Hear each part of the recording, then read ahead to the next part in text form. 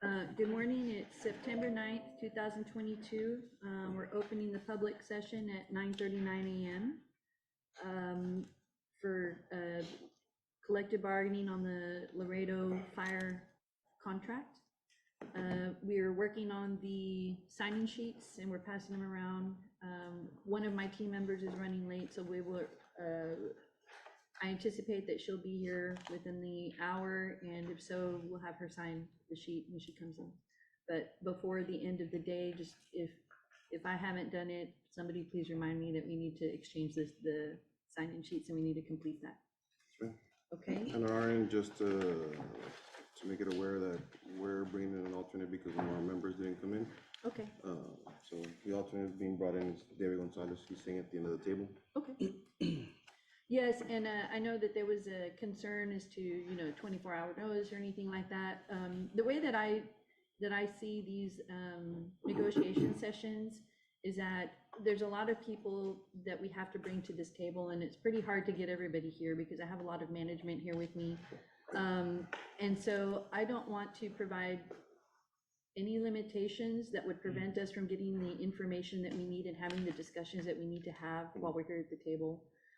So I just want to let you know that there's no concern with that, and that's perfectly fine. And I anticipate that there may be a time when I'm going to have to bring somebody in, and I will provide notice, as much notice as I can. But if we need somebody that knows information that we don't know here at the table, that we all have the ability to bring them in, and we each side benefits from that. So yesterday we placed on the table, I think it was about 7 articles, 1, 2, 3, 4, 5, 6, 7 articles, and we put some pretty big articles on the table, three of them being some major economic articles, that being Article 15, the annual base pay, Article 16, the education benefit certificate pay and assignment pay, and Article 30, the retirement pension. One of the things that I wanted to do today before we move on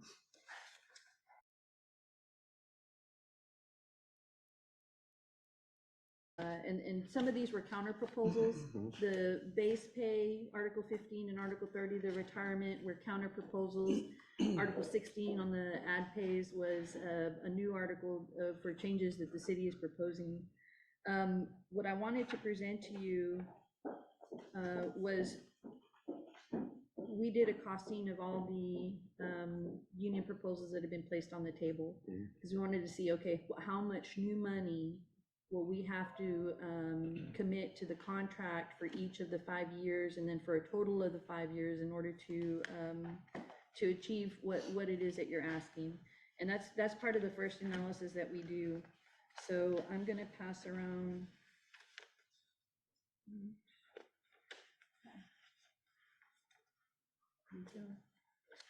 How many do you have? 1, 2, 6. So I only have 5 copies, but because I need one. That's fine. So,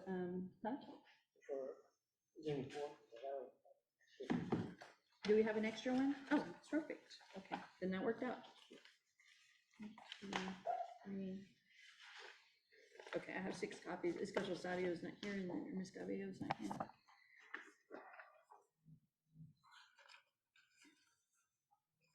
Good job.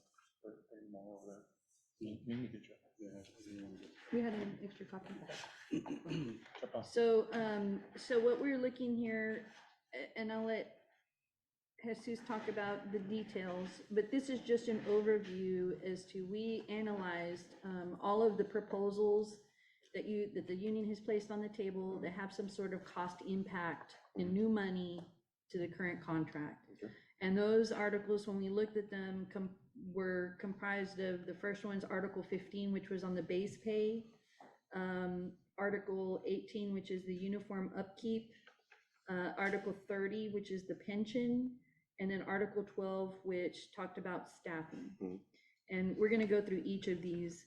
The way that this is costed, and this is the way that collective bargaining contract are costed for new monies that are required to be obligated for the duration of this contract. This is the way it's done across the board and in all the collective bargaining sessions and units and unions that I've dealt with. This is how we do this. For instance, the first year, the union proposed a contract increase of 3.25 on the base pay. And so across the board for the first year, just on that particular article, that would require an obligation of $1,787,500 in new money.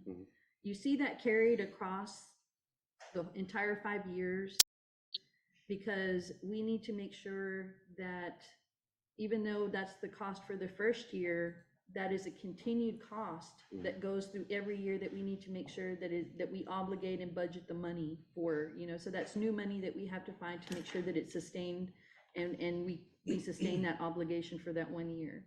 So over just that first 3.25 over the total of a 5-year contract, at the end of the contract would bring a total of $8,937,500 in new money. And that's the way that we costed the next of the 4 years. The contract increase in the second year of 3.25.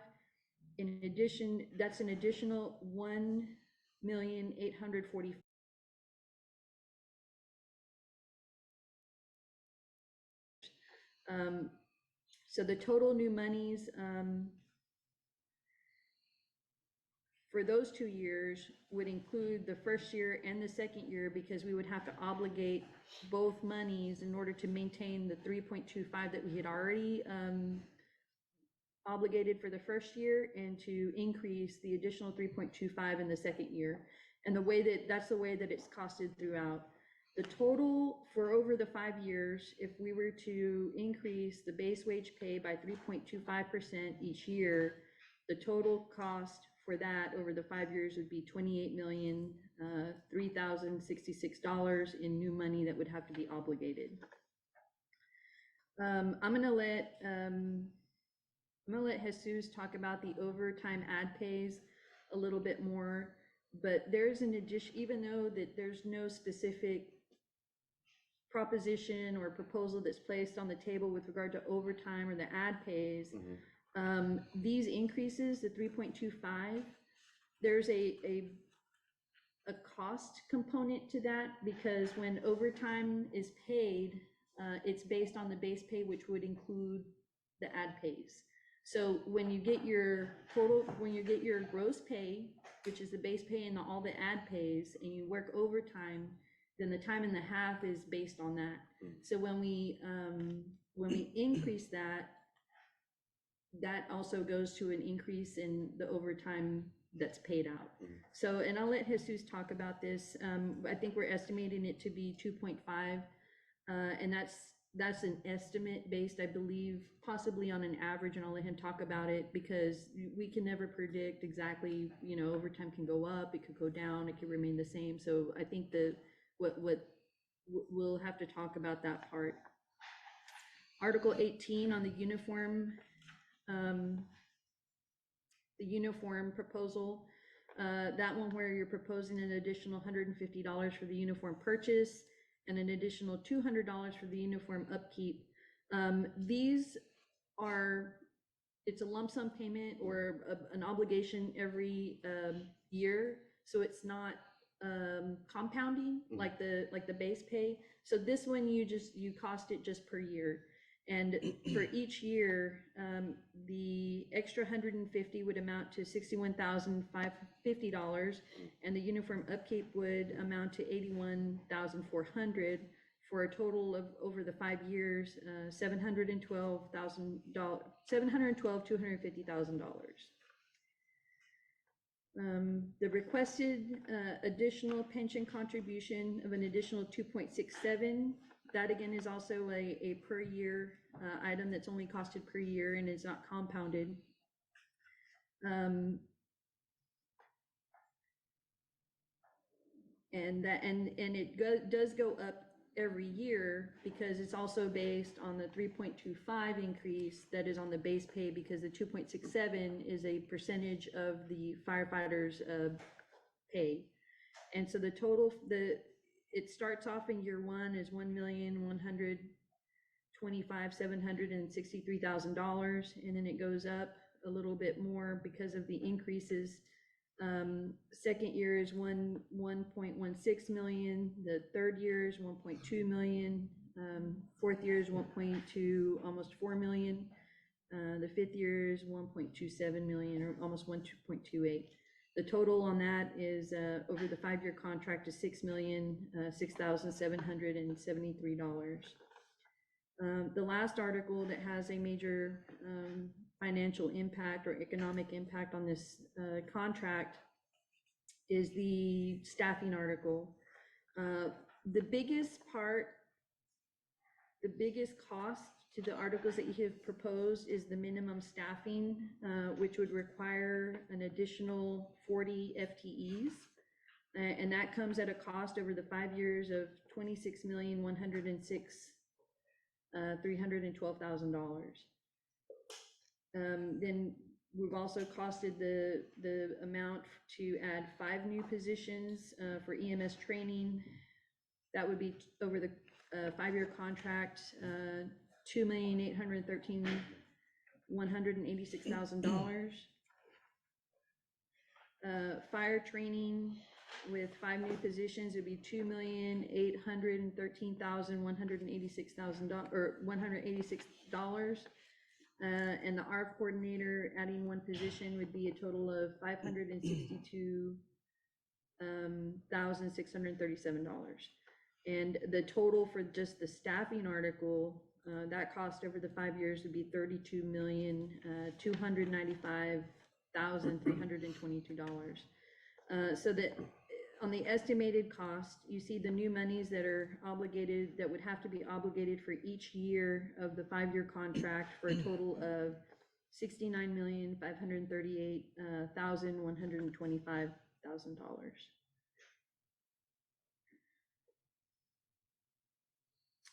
And so this is how we costed the proposals that are here on the table. The second thing that we did was, when we were looking at this and costing out that and looking at the cost, we've also costed out the amount of new monies that we have placed on the table since in the last bargaining sessions as of yesterday, or as of this morning.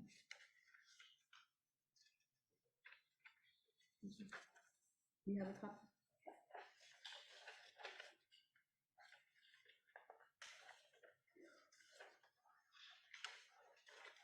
Here's 6 copies.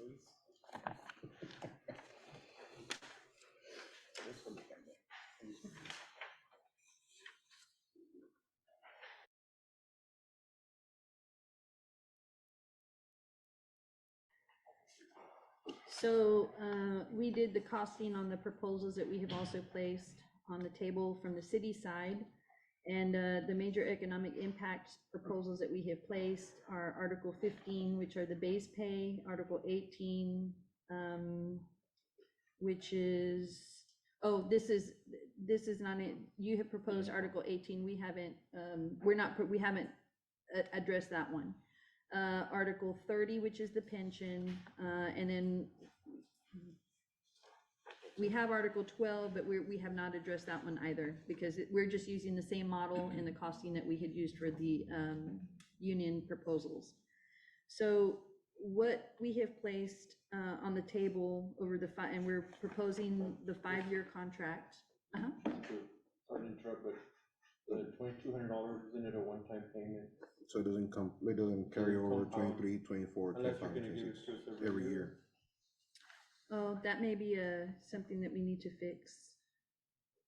That is correct. That is correct. And I guess well, there's a pause. Am I correct on the pension proposal from the association? Or are you plugging in 2.67 all on the first year? Yeah, Okay, 267 on year 1, in year 1. and then the rest is the compounding for the increases. Right, and then so in the city's proposal, it's 0.25 additional every year, right? Yes. And we will correct that, and we can correct that and print it very quickly. I'm sorry, just, if I'm not mistaken, the union's proposal was not 2.67 all in one shot. I think it was broken up over the years. Okay. If I'm correct. We had put it on a single article, but basically with the option of Oh, so we just breaking Yeah. it Yeah, out. I think the way that it it's- was just 2.6, an additional 2.67, and I don't think it was broken out, but It the, wasn't typed out specifically on what days, what amount, it was just, we're requesting a 2.67. The pension will recognize 2.67, even if you give it all in the last year, right?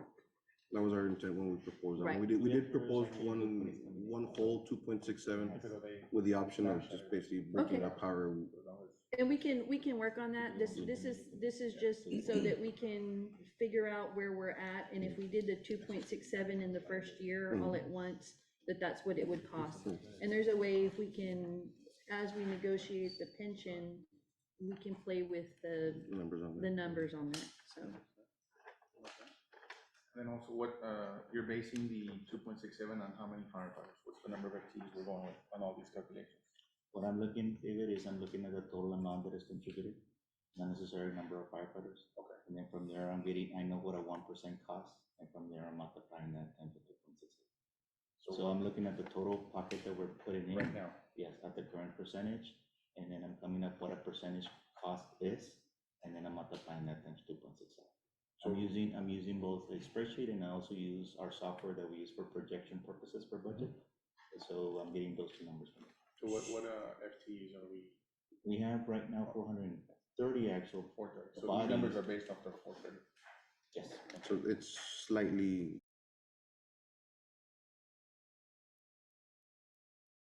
We're gonna Clarify. basically come down projected towards the end of the to the year. 407, and they'll fluctuate from there, Right. going up and forth. This is an estimate, there's a lot of factors in there that come to this amount, so this is as close as I can get to kind of getting an estimate of what that cost is gonna be, so. And most of the time, we wanna estimate a little bit more than less, because we rather have the money, yeah, and not have the money and then be scrambling and figure out what do we do. I just wanted to clarify what number we're on, just so that I know, because when we tally all these numbers, and then we're talking about the millions. And if we're it used to over-projecting be, fine. in budgets past, talking about years past, we would have the overhires, because right now the 430 is because of the overhires that we have in the Anticipation. academy anticipation. It used to be that we weren't even able to budget for the overhires. So, and then eventually we said, you know what, we need to budget for them because it's not eating up part of the budget. Okay, So, So all of this is off, all these projections are off 430. well, some of them, for example, on the uniform, I have 407. Okay. So I use 407 there, Right, I right? see Should that. I use 430? Probably to be consistent, I would say yes. And most of these projections, some of them were but just, except on that one, we can't go to 430 because we don't. they don't have the uniform yet. Yeah, they don't set aside for the cadets Correct. that same amount. By the time they come out, we're probably already gonna eat up through retirees a good deficit of that. So it's more accurate to stay closer to 407. The next question on this minimum staffing, the number of 40 FTEs, additional 40 FTEs is gotten from where? We looked at the number of vehicles that we have, Mhm. the engine units, ladders in the ARC, we have 19 vehicles. If you take 19, and right now we have 3-man minimum. Mhm. So if you take the 19 times the 3, it gives you a number. And if you take 19 times 4, because once we go to a mandatory 4, we're gonna have to have 4 But the units are already staffed at 4. in paper. But when we look, the other thing is, and we went through an exercise, and this was a learning curve, because we have a required number of firefighters that we have, but then we have an average of 25 people on leave every day. Mhm. So that kind of depletes the manpower that we have. So right now, currently at the 3-man crew, we're about eight FTEs short. So once you put in more, go from 3 to 4, that's where we're having to say, we need more people. Either we add more FTEs, or we're gonna have to pull in from administration. Right. And as I understand right now, some of the admin staff is being pulled out to be able to have enough people on the. But that's Because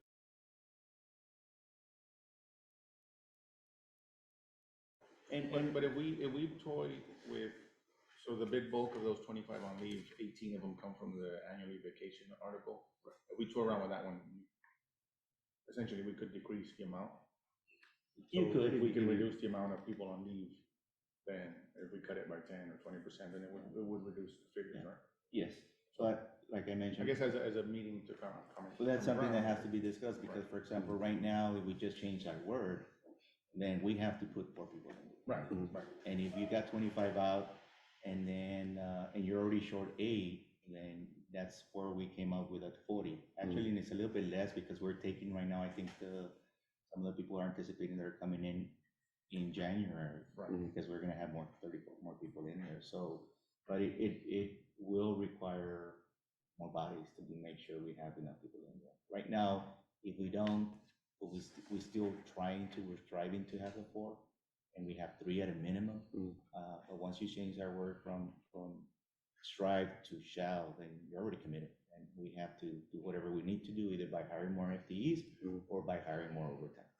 So it was a 25 average on leave? Yes.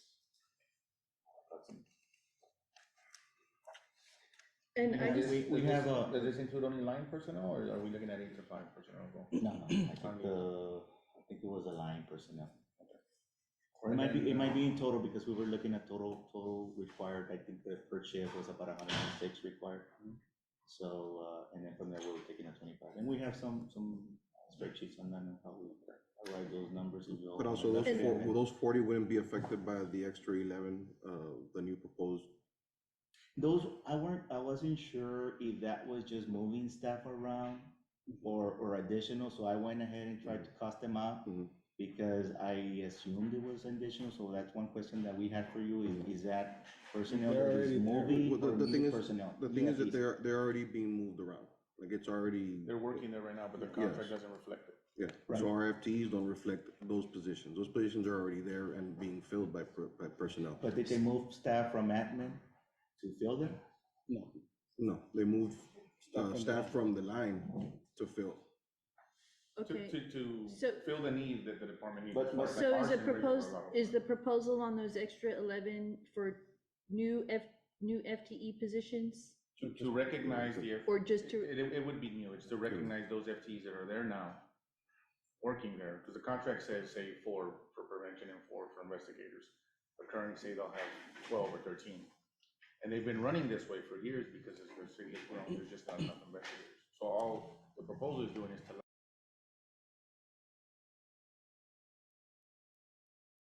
Additional duties that are being placed on other people, well, they're who moved are- into the division. they're moving to and that they're changing their division. You're duties. saying that shows It should that stay that way. there should be an FTE position in that to Yes. add a new FTE. To So not- that's to- why we had to cost them out, because if we have to add new FTEs, we have to make sure that we commit the money Right. or figure out how much would that cost You'll so have that to we make can it up on the evaluate line. it. Yes. That's understood. Okay. That's where, and if I'm not mistaken, that's where it would eat up those extra 8 that they'd be lacking.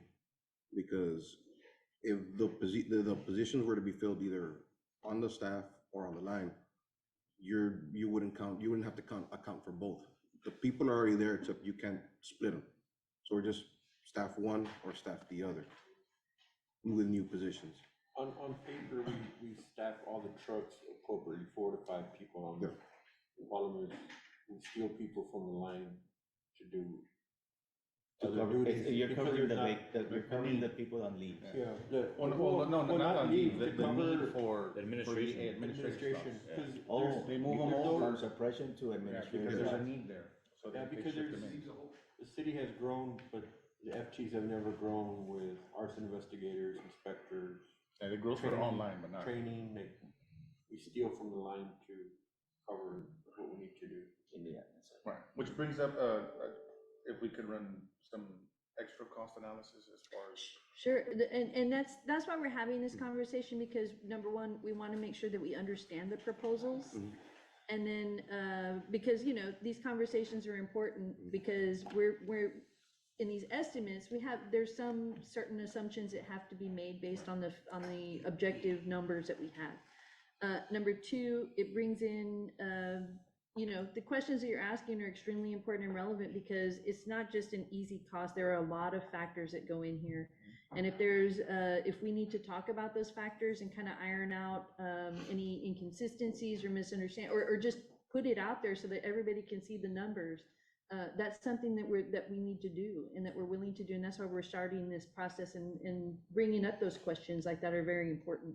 So we want to work like that. And even if there's a specific, for each one of these things, if we don't have time to do it at the table, this is something that I would suggest that I've done this before and it works out very well.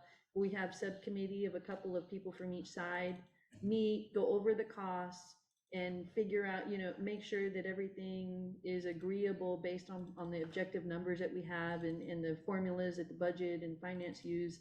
And then, once we do that background work, it's easier to discuss the issues at the table. So that's something that that we're open to discussion with and we want to work on. So, and there's always when we're dealing with a lot of these big numbers and major factors, like for instance on the 2200, that was not supposed to be across the board, so we're going to have to redo that. We'll take a short caucus, fix that. I'll ask if you can return that paper because that's not accurate, and then we'll give you an accurate. Well, I guess if you're gonna take some, can we also, and I don't know if you have it, so on the overtime ad pay.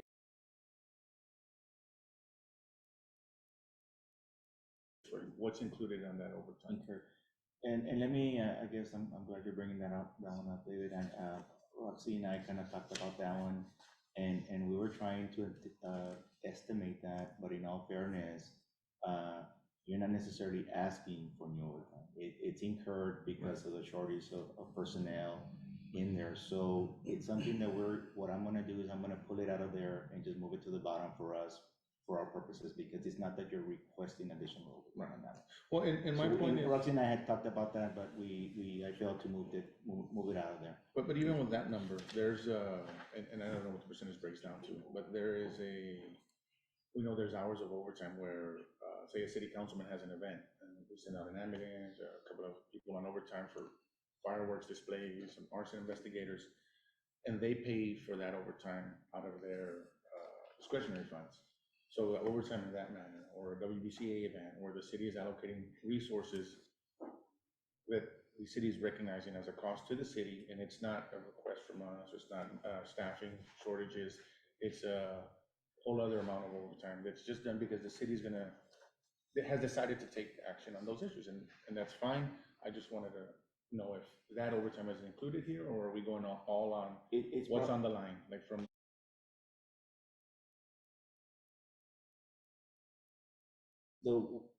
I am pulling numbers out of the payroll side of it. So if from payroll side is for how much was spent On all overtime. on all overtime. When we expense it in general ledger, it goes into their line item for promotions and things like that. So here it's a component, we have it within One total, for the fire department. one big total because it's on the payroll side. We could potentially set the system differently or adjust it so that those overtimes go into a different line item by itself and you can track it. Yeah, I just think it's important to realize what overtime is, staffing shortages and what overtime is. And actually just, thinking about that, I know Adriana from our chief accountant has projects, they use projects for that. So more than likely, we can come up with the amount of overtime for the special events and because they have a project number, we can pull that out. And then I don't know if this probably wouldn't be able to be done in your caucus, but. No, that probably I need to go back with Adriana and figure out the project. I was gonna make more requests. If that's okay. Yeah. Because I was gonna ask you, on that lump sum, the 2,200, you know. if Oh, we on were the to city get- one? Yeah, if we were to get the 2,200, October 1st, 22.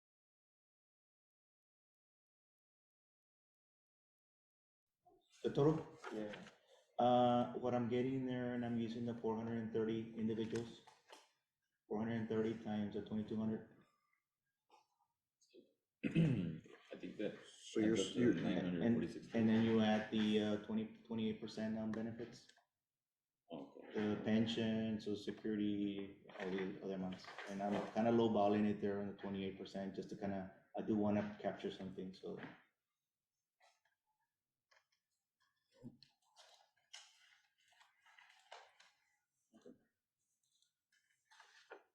And I know one of the questions that was brought up yesterday is more or less, that would equate to a 2.2, about a 2%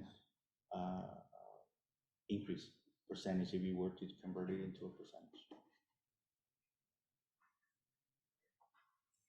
Just FYI. I know there was a question yesterday. on that. Yeah, but they asked for 2% off of what? Yeah, and like, and For- I didn't get it, we didn't do it based on, individuals. We said, okay, this is a total pot of money. If we were to divide it up equally, it would be, $22,200. That equates more or less about 2%. So because when we do percentages, if you do a percentage on of $100,000, 2% would be $2,000. But if you do it over 75, it's a little bit less. If you do it higher, the percentage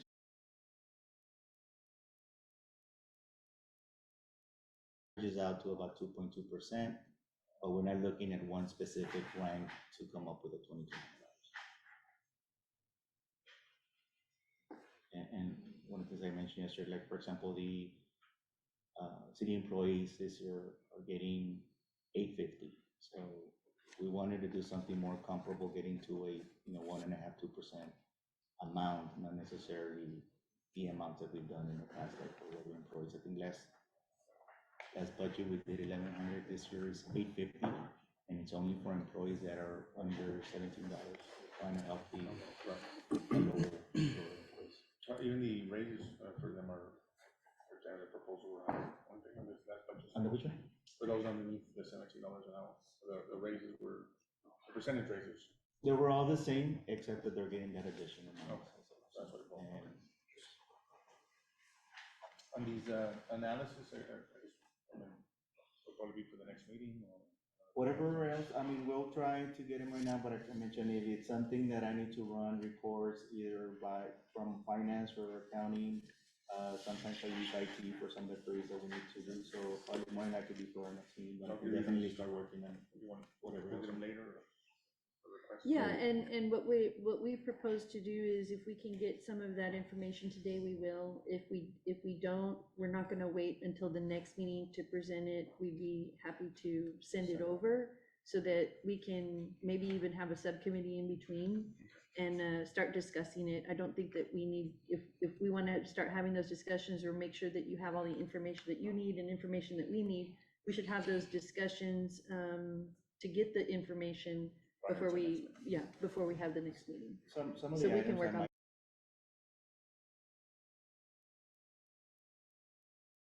be faster. Right, If it's something new that I need to pull information out, that's. Yeah, he's just not gonna have it here, right? That's understood.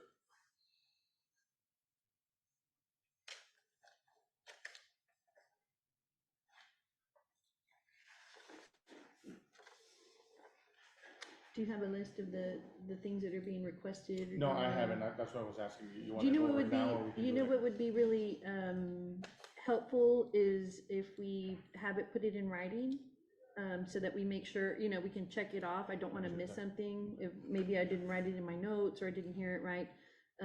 If we could get a list of the information or the analysis that you're seeking, that would be really helpful. And we can pass it on the table or send it by email. Okay. And then we can go over and make sure we have the requests. Okay.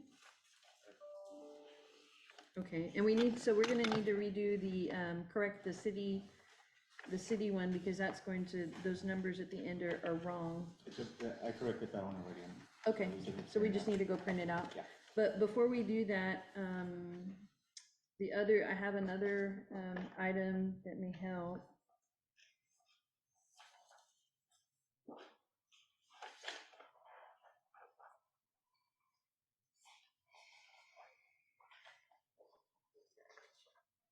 This is one of the requests it is, in the past, you've given us, our certification pay, retirement pay. You've broken it down, how many Individuals are drawing, but how many of us are getting paramedic pay, master firefighter, Yes. advanced, intermediate? Yes. We've done that this year. I have that, I have it in a bigger file, but I have a number, it's out of, Now It's you both about, given us this little sheet that, I guess, brings out the assignment pay and how many in each one? how many. I can do that. Yeah. I have it in a big file right now, when I look at the total, but I can tell you which ones how many, I can do that right now. Then not big deal.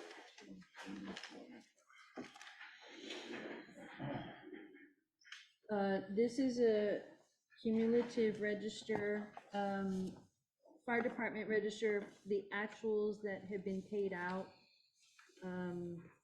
pursuant to the contracts.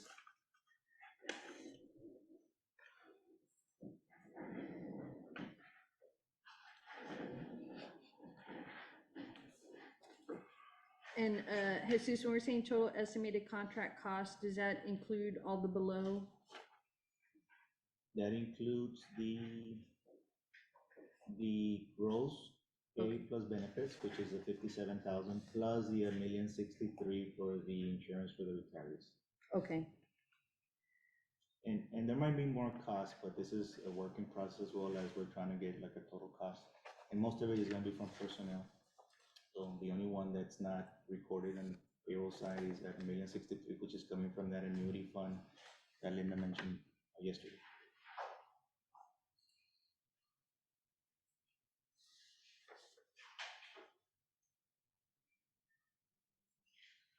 so can you go ahead, I guess, go through each Yeah, category and let me do that. explain what For is example, if we included look in at the that, 'cause I don't wanna 20, get that wrong. the cumulative register is a report that we get from the payroll system, and it has the total cumulative expenses that were done.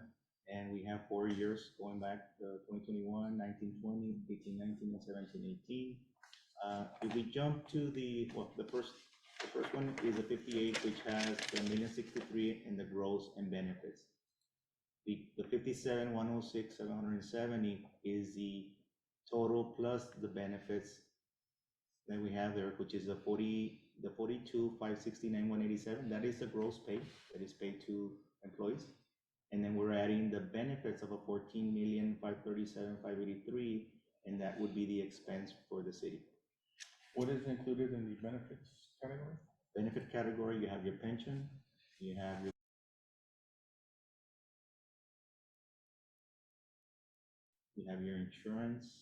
your insurances, vision, dental, medical. Or is that only for active? That's for all active employees, yes. Only active employees. And I have a breakdown of those if you need. And then the regular hours were the next one, which is the regular hours, which is a 31,718,999. That has within that category, you have, I'm sorry, from the category of the overtime and lump sums, the regular hours of 31 million. Overtime is $3.5 million that was spent last fiscal year. The lump sums that we paid last year was 889,000. Those lump sums are for upon That's all the accruals, yes, the accruals for the vacation and sick leave on the retirement. on the people that are retiring. It can also be the separations that we have, retirees and separations. Okay. Which could be cadets, they don't have accruals, or anybody that decided to not retire but terminate from the city. And then the next category is the ad pays. That's how much we paid in ad pays for 2021, 6.3 million. If you look at 19, it was 6 million. 18-19 fiscal year was 5.5 million, and 7-18 was 5.2 million, because they're increasing as the base cost increases, or personnel or ad pays are increasing as well because of the percentage ad pays. That's why it's going up. On the overtime, can you differentiate what was a cost factor due to COVID? Or, if I'm not mistaken, or what was the percentage that was reimbursed? It's not normal overtime, it's basically, it was a special detail, like special details, other units that were required.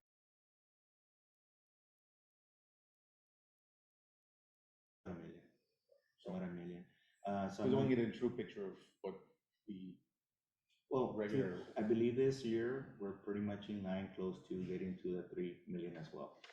So, Because the beginning of the year, we still started with our COVID details are. Well, we not only still that, but have the we have shortage. vacancies as well. I Yes. mean, so the vacancies in the COVID sure details, there's but a I lot. think mainly it's gonna be the vacancies because we have There's a lot. 60 vacancies.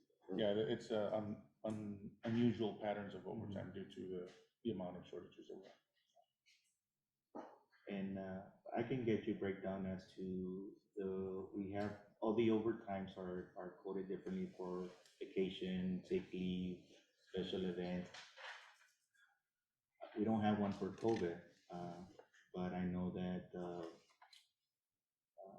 the projects, with the project, they have some projects that I need to ask Adriana if you need something like that. Yeah.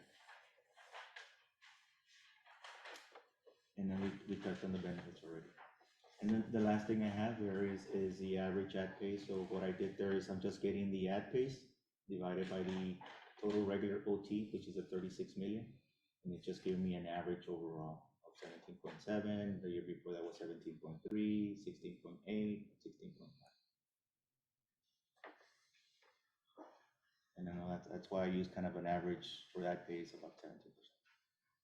Now, do keep in mind that the 17 not only has the incentive pays, but it also probably has the longevity and the uniform allowance because they're considered at least. So it's part of that as well.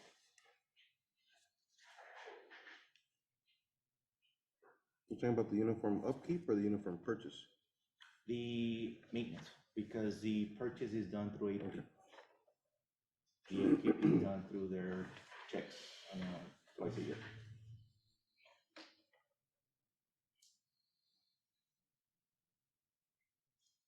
I guess we can break that down, this is what the cost of uniform is, how it matters. I have it.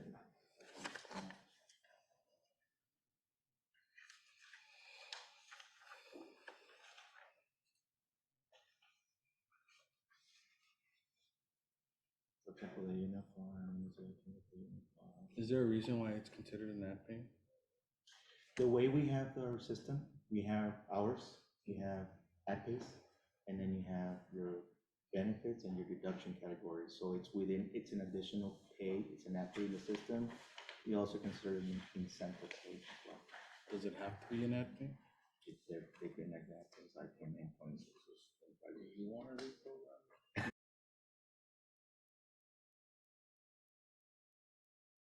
I appreciate that. I know you, I'm used to you. Yeah, I think we've done this a couple of times. I know, right? What is this, when you say special details overtime, what is included in special details? And does that differentiate between any other 8 to 5 administrative? I don't know the classifications, but let me see, for example, we have OT fire, major fires, we spend about $1,000 in that. We have, Major fires? Is that like food and? I have the codes for the specifics. You probably need to talk to either Evelyn and see what is coded in there. I mean, the annual leave and sick leave is easy to figure out. So if you're on an annual leave and you're covering somebody, that's the annual leave. That's about $1.3 million that we're spending on annually OT because people are out on vacation. And the two bigger ones are going to be the annual leave and sick leave. Sick leave is $389,000 last fiscal year. How do we measure that first? Do we, like if you say annually?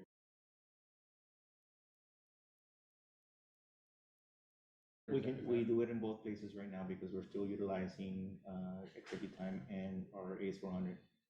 So when a employee is out on annual leave and you're short, you have to hire somebody. So you call somebody in to come in.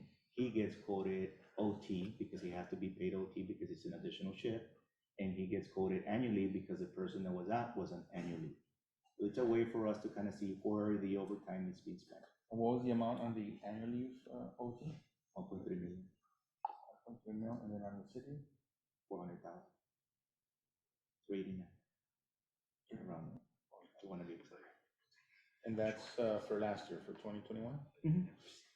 It's part of the total that we have in there. So where's the other? There's a bunch, there's the Half of it. the special event is 10,000, and I can give you a breakdown there, so you don't have to. Well, write this is, everything. these amounts are 1.7 million. but- Those are the bigger amounts, So so we we, reflect almost 3.6. So right, so we have another 10,000 for special events, non-firefighter duties, 137, Special assistance, I think it says 936, that's another million. What is that? I'm not, like I mentioned, I don't know what the Oh, the actual description. breakdown. Yeah, and what I'm Everyone has getting is, yeah, I don't have the full description here. When I do the query, it only picks up so many characters, so it says fire special assistant, I don't know what that is, but it's 936,000. Special assistance is what it's called? Yeah. Fire special. I can look it up and see the actual. the description. I had never heard fire special assistance overtime, so. And that's, There's one at catch up for other, 188. and that fire special is what, almost $1 million? 936. I guess if we can get a breakdown. Yeah, I can give you a breakdown on it. It's just. And make sure we have the proper categories. Not only that,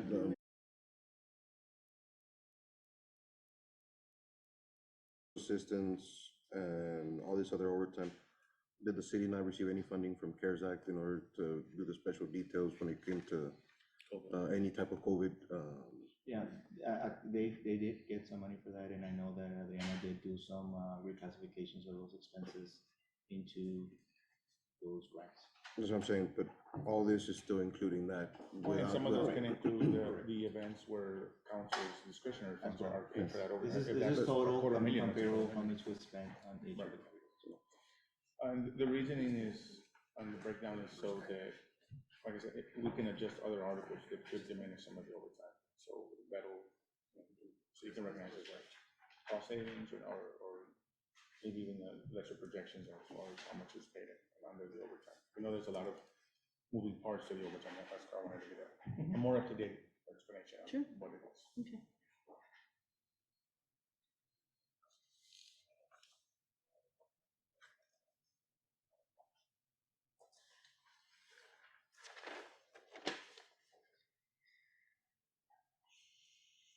So these are the requests that I have on my notes from the overtime. You want, the breakdown on the different categories, right?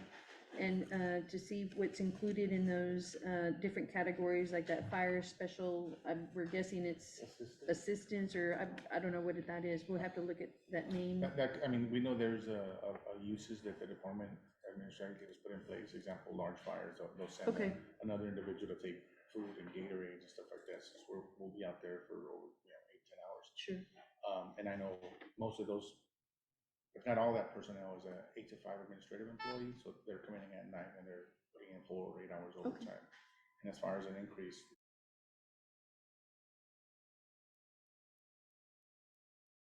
Sure.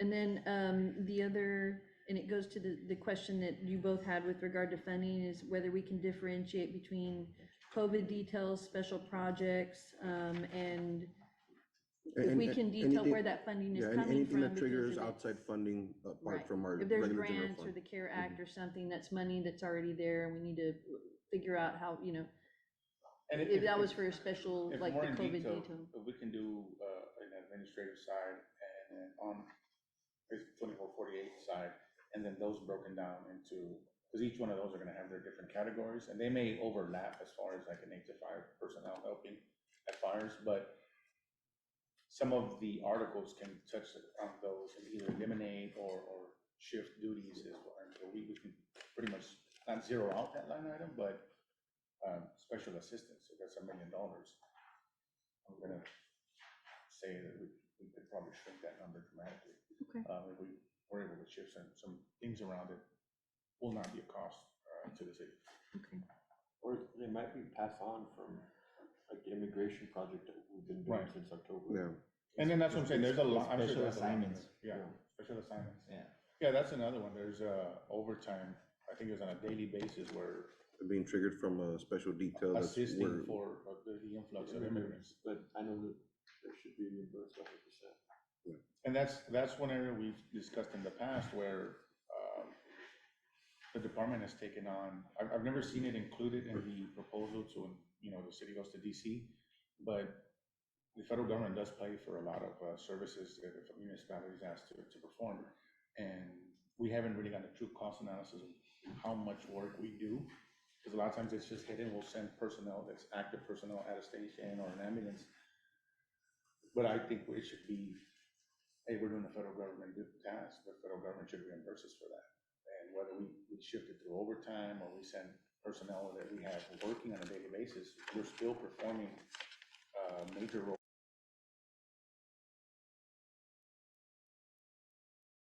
in some cities, and they do a bunch of tasks or whatever the responsibilities are. It's a federal responsibility. Very simple. I believe we should be reimbursed for it. Okay. Very simple. It was a huge undertaking at the airport when all the immigration, the flights, the Haitians going in and out. That was taxing our resources here that we're doing first, primary online There was personnel. overtime for that. That And was another after that, there overtime was for that. triggered, there was overtime for that because of the fact of just the constant, requiring of medical attention. So that was a favor to be asked of us, where normally it's not gonna reflect on any time that would be considered our regular overtime.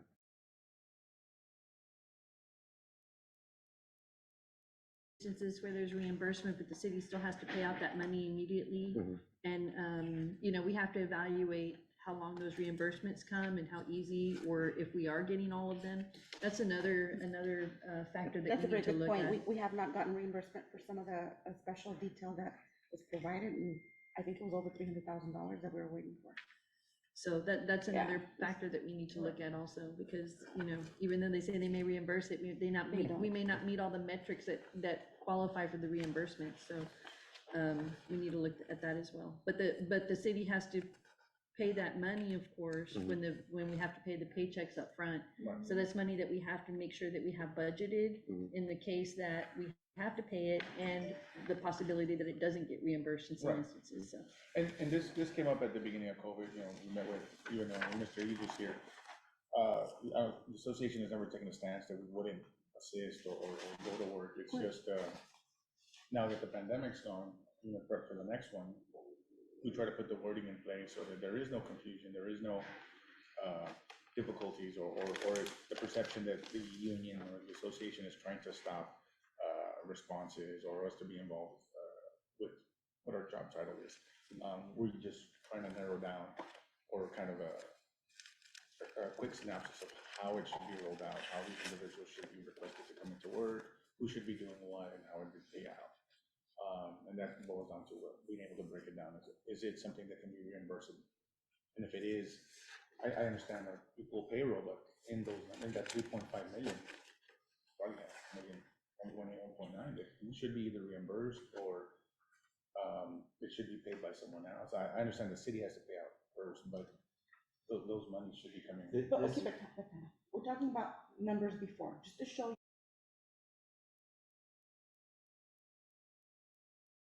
future negotiations on what you're asking for. I don't want to waste our time in discussing things that we have no control over. Right. That was what was done. Whether the city got reimbursed or not, we can provide those numbers if you think they're going to be beneficial for you. But we're costing out what you're asking for, Right. for the future. I We're giving you a just- history I of bring what it up occurred. because the growth of these funds, and so we're asking, these last 2.5 years probably won't reflect what the And let true. me go one more step. As a person who's still looking at stuff on the financial aspect, it all goes back to the coding of hours. If you work somewhere, but you don't notify your payroll assistant, or your payroll assistant doesn't do it, it does not get reflected. And there was numerous times when I was looking, and I was looking because we had COVID money at the time, the very first round, and we're saying, but what is the expense? I can't believe these guys.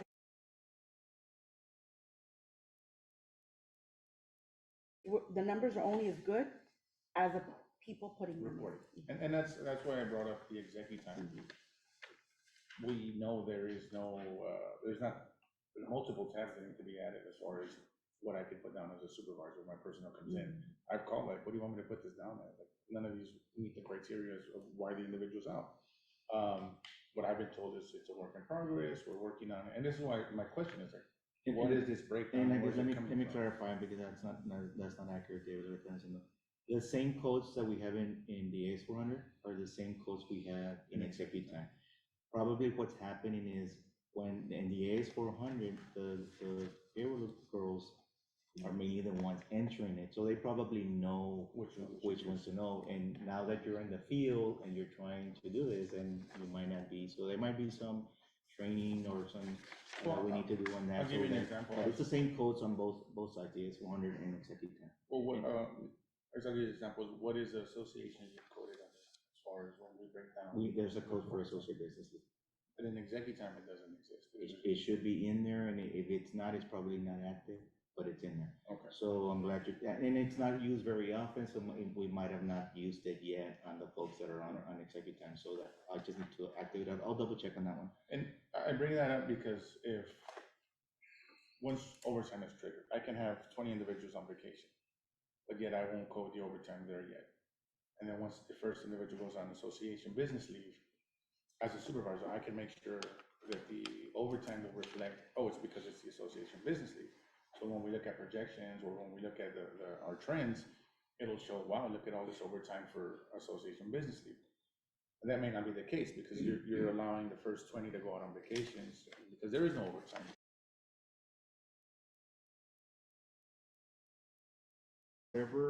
Whatever is entered in executive time, eventually when the staff over here runs the reports, they make sure that all the forms tie back to it and that they're matching.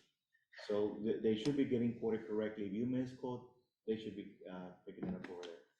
And let me, I guess, and you know, as we're having our conversation, for example, we have 3.5 million in the overtime, right? 3.5 million in overtime coming from the payroll side. When I look at general ledger only has 2.9, which is the difference between accounting. So the difference of 600,000 is probably having to do on overtime that is expensed elsewhere. So it's not a million, it's probably closer to 600,000. So I can see that when I look at general ledger and I look at payroll side. So, But then the fire special assistants and those other. well, they're correct because that's how they're being quoted in payroll, and that's where we're getting our numbers for payroll because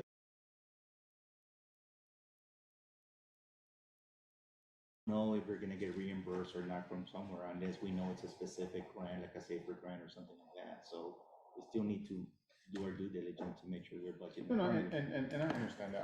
I bring up the point just as, if the federal government for some reason doesn't want to pay out, it's not because it's a manpower shortage. It's not because, you know, these 5 guys went on vacations. It was because it just wasn't paid. It was something other than a manpower shortage, is why. Special detail. And like the COVID, you know, it's just, hey, we're gonna do this, these are the rules we follow, but those aren't because there was manpower shortages, it was, we had to break out into other units to respond to the pandemic. So I just wanted us to recognize and see what was where and what boiled down to what was a manpower shortage, what was, if, like I said, we can tweak the annual leave article, because Jesus based everything off the 25 vacancies average. We brought up, you know what, we may be able to shrink that number, we may be able to tailor it down so that we don't have 25. I wanted to correct something I was hearing on the way over here as far as the special events. They probably are quoted to your overtime here, but what is happening is that when someone goes out, they use a project name, a project code. Okay. And so it says like, food for event, blah, blah, blah, or whatever. And so that's how, if you wanna know how much was spent for that event, you're able to pull it through that project name and number. But the overtime number is still there, because regardless, at the end of the day, it's still paid by taxpayers' dollars. Right. Whether it's the reimbursement by the council member or by the fire department, it's still the same general fund money. Well, and I bring it up as, to be able to see if we counter proposals, you know what, if we amend this article, this may reduce this may. be Yeah, and able at to the do end of the that. day, it's still general fund expense. Right, ultimately. right. The only issue with that, then, is that the association CBA is not causing all of that overtime. Some of that overtime is. It can be reflected twice. Oh, I never said it was or wasn't. No, I just, as we're discussing some of these, because if we say, hey, you know, this is the proposal, like, oh, this is the overtime, that's what it's gonna cost. No, And we know that in there, let's just say 35, 40, 50% of it is because whether fire administration or council took action. It's just, I wanna get down to, it's not a manpower shortage or a staffing issue, it's just more, we had our staffing for the day, this is just extra. We decided to put a bunch of medics on, for the parade route. And so it's not a staffing shortage, because I hear it in council where it's brought up. The councilmen now have to reimburse through.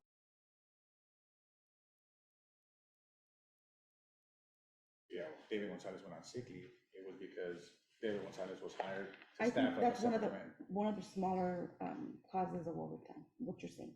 Yeah, well, Well, you he's just make fired. it like as I just wanted to as see an the true example. numbers, if it is, and then, so we can narrow down what shortage is or what the articles are actually causing, and then if we decide to make an amendment to it or propose a counter proposal as far as, hey, we think if we clean this up, then this will decrease the overtime.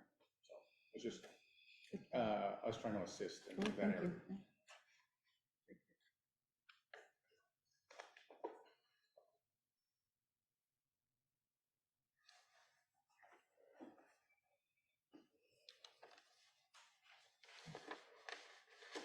You want us to email this to, Charlie will send it to you, the request on the analysis right now? Yeah, if you want, I can go over what we had on the list and there's anything else. You also wanted a breakdown, but yeah, that would be helpful. You also wanted a breakdown of the OT, what the overtime, if it can be designated for different categories, right? And brief descriptions on it, brief but there was description. some other requests that I wanted Okay. to request, and I guess if Email we're gonna them. caucus, we can discuss it, and Yeah, what we can do is we can caucus, we'll work on the correction that we need to make. We'll work on the things that we know that we can get, or we can try to see what we can get right now. Send us the, requests and we'll start working on them and let you know, when we can make those available, whether it be today or whether it's gonna have to be next week. So.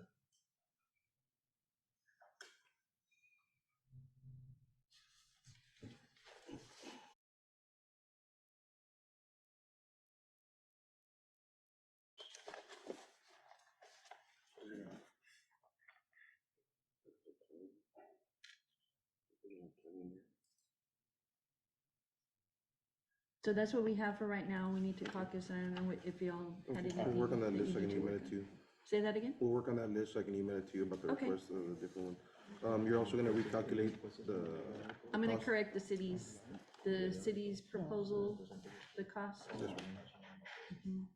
And then, Well, also, he was I'll gonna, do- he and was then also gonna readjust the OTI pays on this one. Right, because Yeah, and- it's I got it reflected. already. I just and need to he's put already my- gonna, so he's gonna adjust, the two costings of the proposal. Okay, so And after so we'll work on the that. caucus, are we gonna get into article by article that was proposed yesterday, or what's the agenda for today? First of it. So, what we had was we're gonna discuss this, and then once we get past this, we're gonna start taking some questions that you had, on the articles that we proposed yesterday. I know we proposed some at the end of the day.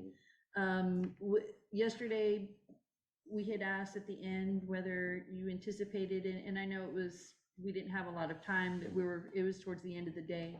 And we were gonna work on stuff, if you had any questions at that point.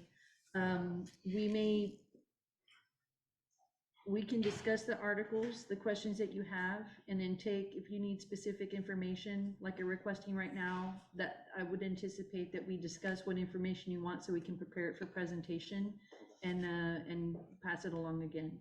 And that way we can, you will have it so that we can discuss it at the next meeting. That's what I anticipate. I just wanted to, so we know Sure. And, what we need to line up But for. what are you all thinking or wanting? I mean, we're open to. well, first of all, when is gonna be our next meeting? We signed one 15-day extension, so we need to kind of set that We up. need to we'll look at that at our caucus as well. We can discuss the articles. Oh my gosh. Guess what I was doing? Yeah. Guess what I was doing on the way, Yeah. on the way over? No, keep on playing, keep on playing. Yeah. What did I say? So, but yeah, that's one of the things that we need to do before we get out of here. Make sure, number one, that we need to figure out what information we need to obtain, how quickly we can get it, to you, whether there's any information we need, and then be able to set our next meeting, because we do have the 15-day extension that goes up to September 26th. So we need to work work on that. Did you all have some kind of tentative dates already in mind? We're available pretty much any day.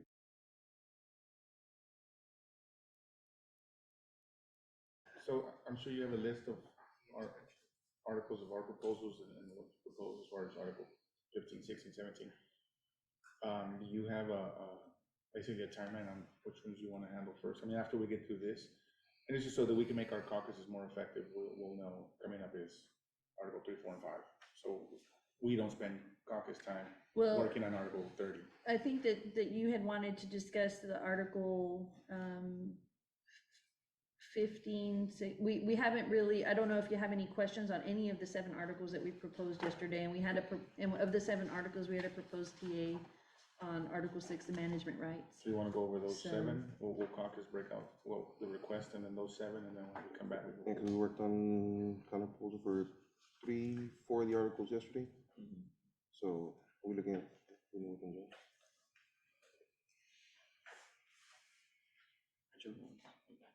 the ones we talked about yesterday. 8:32. 15. So yesterday was what 7, 15, 16, 30? Yesterday's 15, 16, 30, 30, Oh, 30, and 29.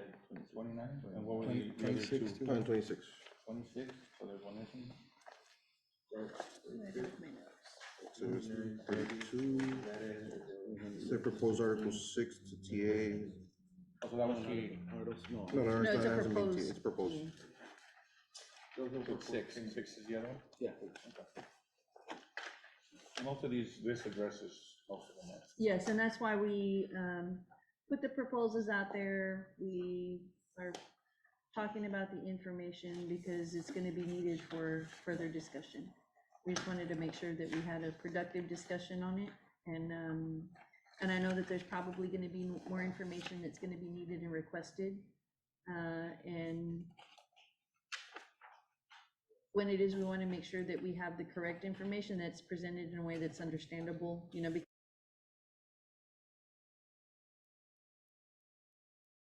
we need to basically summarize it is what we're working towards. But we need to know what summaries will be requested. Seriously, I know that's this. So, and so you're anticipating some counter proposals today? Yes. Okay. And just a note, I think we've posted for 4 o'clock because I have an obligation this evening that I need to get to, so just wanted to put that out there. We're gonna work as we need to. And, but I was gonna ask that if we can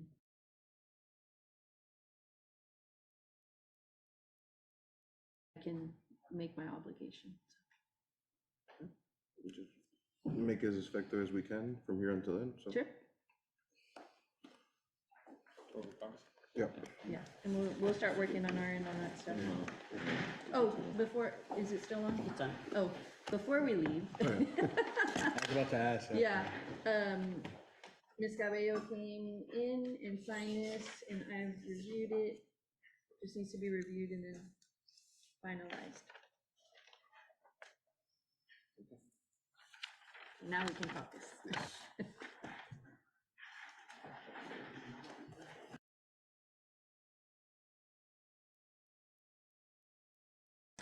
Okay, we're back on the record at 1:18 PM. During our caucus, we adjusted the estimated cost of the union requests as we discussed, and I'm passing those now, so these will be the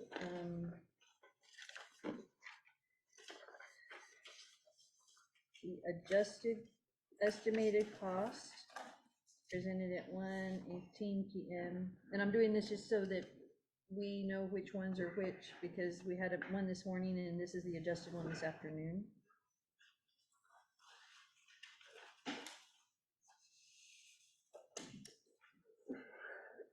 Okay. And in that, we took out the overtime calculation. And was that the only adjustment to that particular one? So that brought down the total estimated cost for the union proposals over the proposed 5-year contract to a total of $67,017,411 in new monies towards the contract. Okay.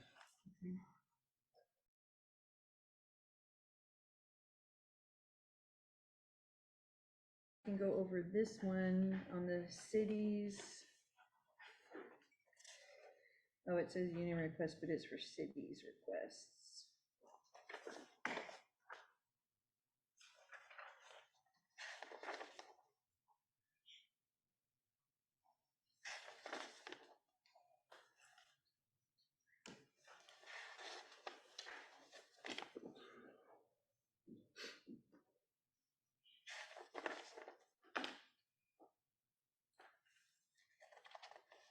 And that should be 6.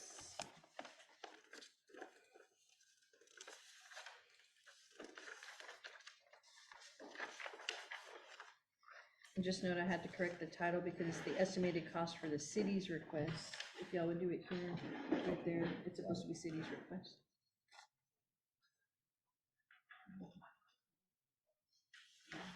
Here's this one. Thank you.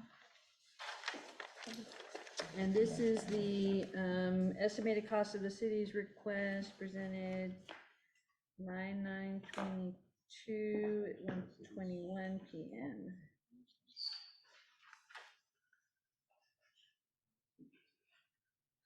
And we made the corrections as stated, as we discussed earlier. The first proposed contract increase for the first year is a $2,200 lump sum payment to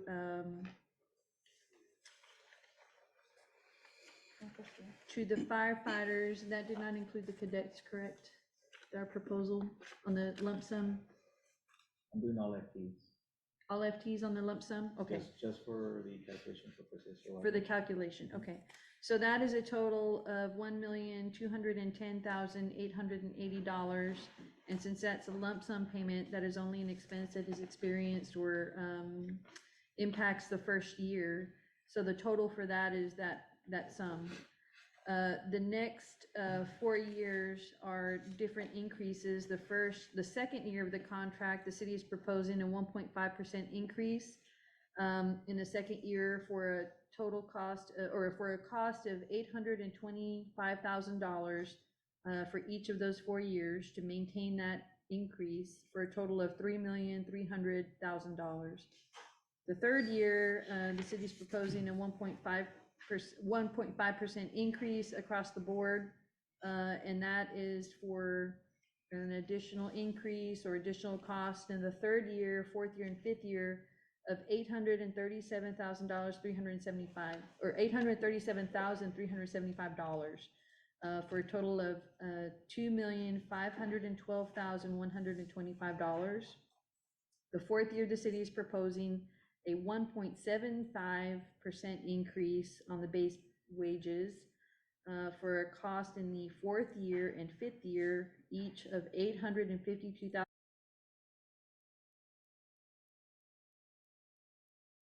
Of $1,704,058.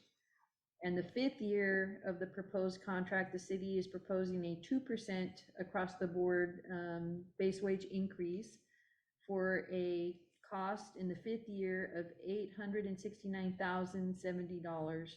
And that's the total because it's just in that last year. The total amount of new monies that the city has placed on the table for base wage increases is $9,596,133. The pension proposal that the city has placed on the table contemplates and proposes a 0.25 increase for the first, second, third, and fourth years of the contract.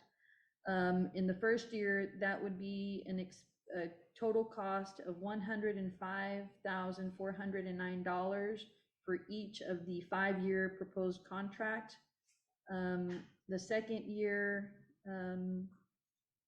Is that starting on the first year or the second year? the first year. The proposal starts on the first year, second year, third year, and the fourth year, so we would reach the total of 1% in the fourth year of the contract. So that it starts, it already starts addressing that in the first year of the contract.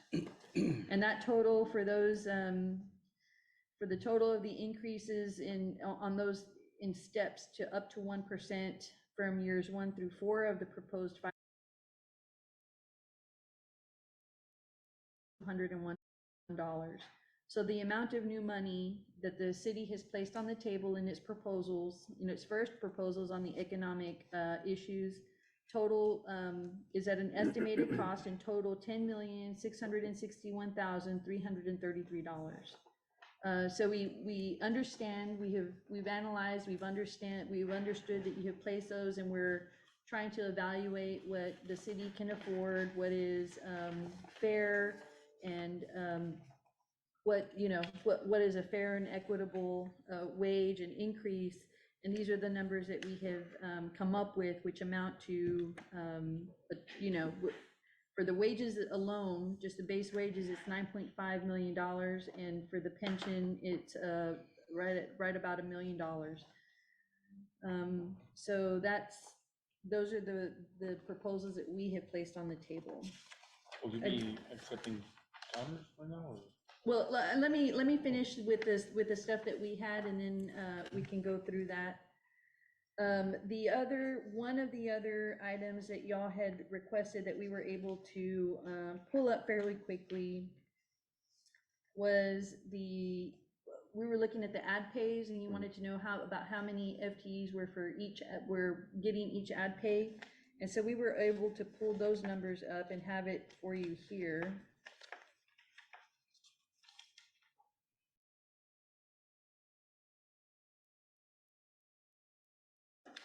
There's 6 copies.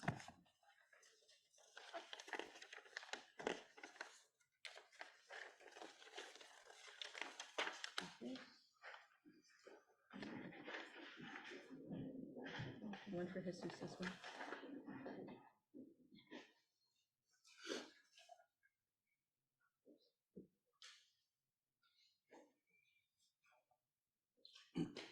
Just one thing to note there, that those numbers are not as of today.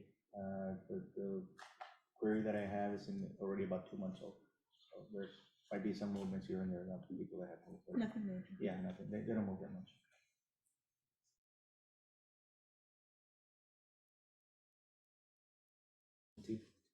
EMT? Assignment pay EMT? The fifth one? What did I do with that? Oops. Yes. Yeah, And 49, this- 146. Yeah, so this,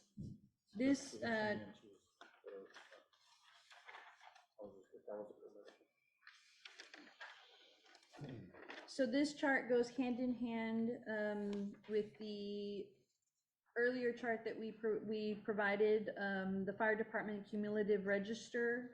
When we're looking at the ad pays as they're being paid, the actual ad pays alone in fiscal year 2021 that were paid amounted to $6,396,129, and that's ad pay in addition to the base pay. So when we pulled up the numbers about which ad pays and who's being paid, this is the breakdown.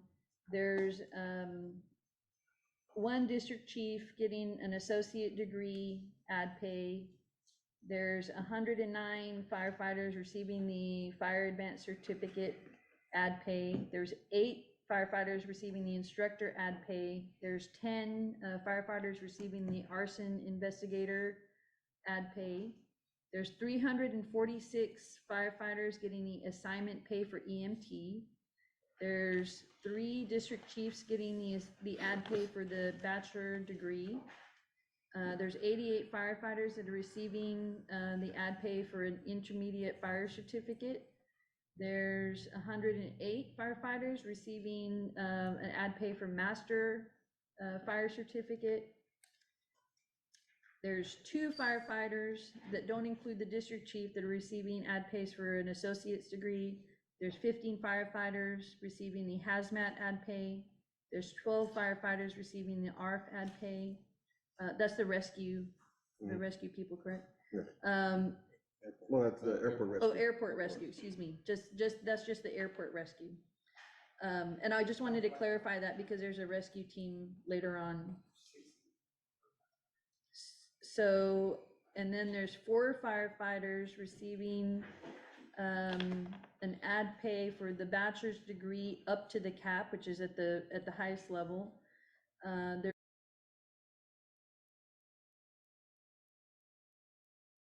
And there's 55 firefighters receiving the ad pay for the rescue team.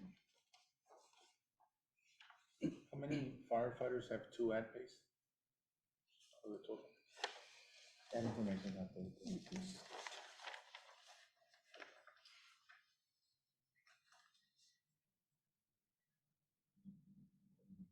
You can check that. I gotta look at the file and see how many. So we kept. It would be a lot of manual work. Yeah, We had to extrapolate that. It's not something that we can just pull up. but No, it's just, we Most kept of out them- of 2, so. most of them Sure. have 2 So because most they have two, come they're in captain. and they get most of them have 2, have the EMT, and either they have, if they're new firefighters, they're not gonna have the first certification, but they'll have either an education associate, a bachelor, so they might be assigned either to the arts might and be the more than 2. hazmat, so most of them have 2. And the average for the percentage is 17% overall, Yeah, overall. 7, So and it's that's close to the included cap. in that number on this cumulative register. The average ad pay.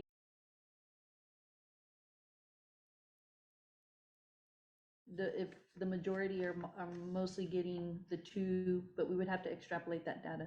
To give you Well, exact- that's fine, I'm just the Okay. averages. just 'cause Sure. That works out over the 407. And then, The actual is based on how many are actually on board at the time. okay. And then, right at about 12:55, around there, we received your The requests. requests. And when we were talking, let me pull it up. This is a request for information, but we needed some clarity to this because we looked through it, we did a cursory review because we didn't have time to go and sit down and look through, evaluate each of these requests. But what strikes me at the beginning is that some of them ask for an analysis, and we don't, what we were proposing is to provide you with the information. We don't have the manpower to do an analysis per se, that we can do a study on it and provide that to you. But we do want to be able to provide you with extrapolate the information that you need so that you could do an analysis with it. And information, mostly public. We can, of course, do personal, private information, but most of this is going to be public. So we wanted to go through your request for information so that we can understand what information you're seeking. Just off the bat, there are some items and some requests for information that are going to be available to everybody.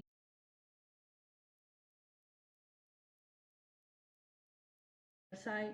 So we'll go through that and we'll identify those and provide links if necessary. Okay. For example, Article 15. So we've established not analysis, but information that we'll be providing to you. The proposed pay increases versus projected year-to-date complete city budget. Are you talking about pay increases for the fire department Fire department. only, not for the city? Okay, because it says versus proposed. Oh, except for the FTEs. Okay, but let's go, I want to make sure that we give you the right information. Proposed pay increases, so that's something you provided to us. The proposed pay Yeah, increases. and that's why I asked about the Versus, counters, if they're gonna be accepted right now, so we can start. Oh, so then we wait on that one, we don't give you that. do you one. want to? Well, that's why I was asking, how do you wanna go about it? You're gonna counter them, so we can project these numbers? And- Well, they've been, we have, 'cause I know Jesus could just type them in, Type in what? the percentages, or there's a counter. Yes, on the for payroll. the percentage, if you're talking about costing the percentage request, Right. yes. Right, I if don't you know wanted do that to. first before we break down the Yeah. analysis, and that's why Okay. that's why Charlie broke it up article by Okay, article, but- so as we okay. go through. So what you want to do is, I guess, you're going to give us some counter proposals, and yes, well, I know usually you haven't costed those, right? So you don't know what they cost when you're putting them on the table and Yeah, your or We have a rough estimate. rough estimate, but okay? Jesus has all the data, we don't have. Right, and that's, access to yeah, it. of course, we will absolutely cost the proposals. Okay, so then the question is versus projected year to year, complete city budget, what does that mean? So if we go back 3-4 years, every time there's a Pay increase. budget process, right, there's a projected, we think we're gonna bring in so much revenue and things like that. So we wanted to go back maybe 2-3 years before COVID, because I know COVID disrupted things. And then like for next year's projections, and kind of come up with an average, we kind of projected city budget will grow by 10-11%.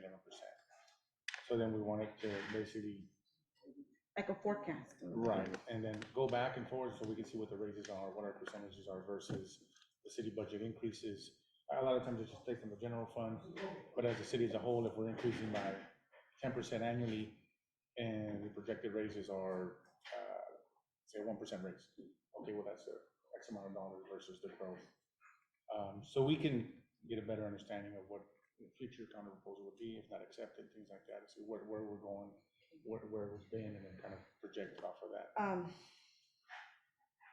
Kind of use our data to see what's realistic, instead of saying Okay, 20% so we raise off of haven't, what we're taking ahead. sadly, if we don't have a forecast of, it's gonna be 5% next year, 10% the following year, or whatever, we don't have projections for, we don't have 5-year forecasts for the city right now, we don't. But historically, we've seen an average of. We can give you a history, yes, we Right, can give you historical growth, is that what you want, maybe? Yes, we can Historical do that, growth, and then okay. for this, I know there's already a budget set for next year. So Historical just growth,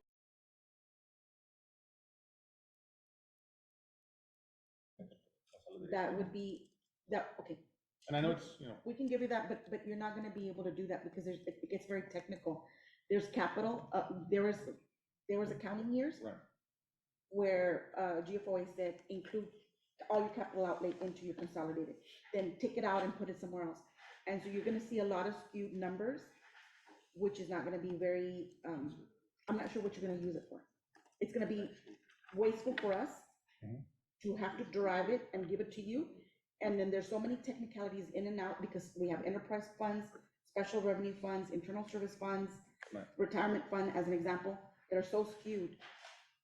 If you would want to look at general fund, because what funds fire department is property taxes for the most part. I think that would be a better analysis for you all to look at. Certainly, if you want to see consolidated, it's on the internet, but have at it because it's a monster. okay, then I guess if we could do the general fund for the past 5 years, We can do that.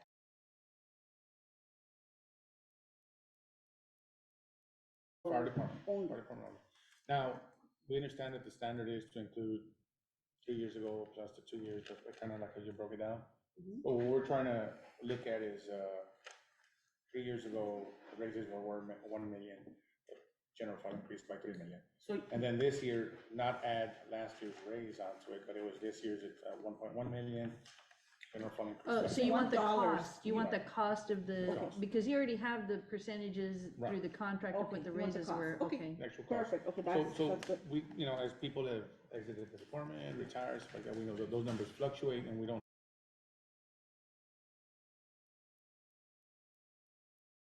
Pay increases. You So- only want salaries? No. Because in the pay Well, we increases, tried to break it down by article because, so 15, that's for pay increases, and then we have ad pays, and then that's why Charlie sent it where Okay. each article is broken down as far as what I'm not sure, monetary amount is in there. I'm not sure we could do this, because this is what's gonna get confusing, okay? So let's say we give you a 3% 1 year, right? But that 3% may or may not have overtime, which affects overtime, ad pays, et cetera. Right. And it's gonna be hard to pull out what that Just, 3.2 or 3.5% would be on those categories. So, and if I may, just real quick, I don't know that this was actually clarified, but in the costing that we did, that we just presented, the updated costing that we did, for the contract increases, for instance, for the union requests for 3.25 on the first year, that cost is based not just on the base pay, but what the additional ad pay would include, is that right? Right. So that it kind of gets, it's kind of mixed together. And that's fine, So, yeah, things yeah. are in there, So- it's so a it's true in there, reflection that's of what, fine. yeah. So basically, what you wanna see is salaries, including overtime? No, just. I It think will it's a have different that. issue, and, because It will have an increase of the overtime. of the, let's say 3.5, we're paying you at a higher rate. No, he's asking for what's historically happened. Right. Right, and how much it would And cost. historically, in the overtime, it's higher because it's a higher rate. Right. We're always budgeting at a base without OT, Right, so. But in this case, he's asking for, We want it separate What because impact? okay, we feel there's things in the overtime that can be reduced. There's issues in the overtime that can be corrected, projecting off those numbers. One of the, and it's gonna be almost impossible, I wasn't gonna say the word, but I didn't wanna sound that negative, it's almost gonna be impossible to reduce the OT in the next contract years, and the reason is the vacancies. You know, the vacancies are driving the OT right now. That's 90% or 95% of what the OT is. Yes, there's some projects, there's some other stuff that gets allocated. 90%. We're actually, I would just throw a number like that and say 90% because most of just it. the highest percentage. Yeah, most of it is gonna be the vacancies. We have a shortfall, so we have to hire additional manpower for that. Right. That's mainly where the OT is coming from. There is some OT because of any deployments for the COVID that have been happening, those are now less. But most of it is coming from there, so in that, and for That's that in the reason, pipeline. the city decided in this year to increase the OT budget by $750,000, because we know the vacancy. So hopefully by the time next year we get those 60 in line, then we're gonna have another 30 leave, so we have to have another academy, so it's gonna take another 2 years to kind of get that academy as well. But there's no academy for this next fiscal year. There was none budgeted. There's a academy coming up Well, in November? I'm not sure exactly the dates, but I understood there's another Yeah, there's academy another coming up. academy for another one. It's budgeted. according to the city council meeting that it They asked the didn't go. fire chief. Yeah, they asked the fire Because chief. we're gonna and have he was- vacancies, next year we're gonna have We're gonna another have vacancy. another academy, we're The- having the- another one coming up. The thing is right now that we have some There's overhires. two in place right now. We have some overhires right now because we're at 430. So some of that the 407 to the 430 actual people that we have today, we already have some in place in there, but then we're gonna have next year about 30 leave. So we'll have enough slots for another vacancy. So, and that. Another academy. Yeah, so, I mean, when is it scheduled, when is it gonna happen, I don't have a date We've yet. been talking and But they're more than likely from budget side, we're assuming there's something coming down the pipeline, and that's where we Yeah. put in more monies. You know, to start off the bat without even considering that, we have 5,750,000 already in there. You know, because we know it's coming down the pipeline this So then next how do, fiscal year. then how do you break down the overtime amount on the spreadsheet and the actual dollar amount? Because you have it here. That one is cumulative, that is actual cost that gross we're pay. incurring, those are actual Like costs. that summer. we're- Right, yeah. but no, but I'm saying, so you have gross pay and you have overtime pay. Right, because every overtime has its own code, and we can track it by the code, which is all those. And, Those are all tracked by codes, and I'm gonna provide you a breakdown. well, of those that's what we're breakdowns. asking, that you have the pay and the ad pays and then the overtime is separate. I can get it from the Because you cumulative have- yeah. report, I have the breakdown for each one of those categories. Okay. right, That that's a we can separate provide you. request, right? The Because way you're that's, asking.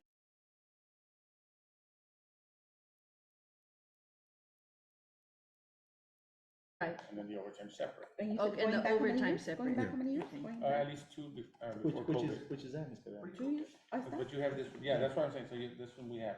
You have that, what I think he's asking for is a breakdown to see where the OT is, the different. That was, yeah, technologies, there's Where different. the ad Right. pays We are. we basically sent you the list we had compiled, and then So- you had presented this. On So that one, all we'll need to do is give you the breakdown of OT for I last think if we go years. back one more year on that one. 3 years. Just exactly 3 like years. this. I can go.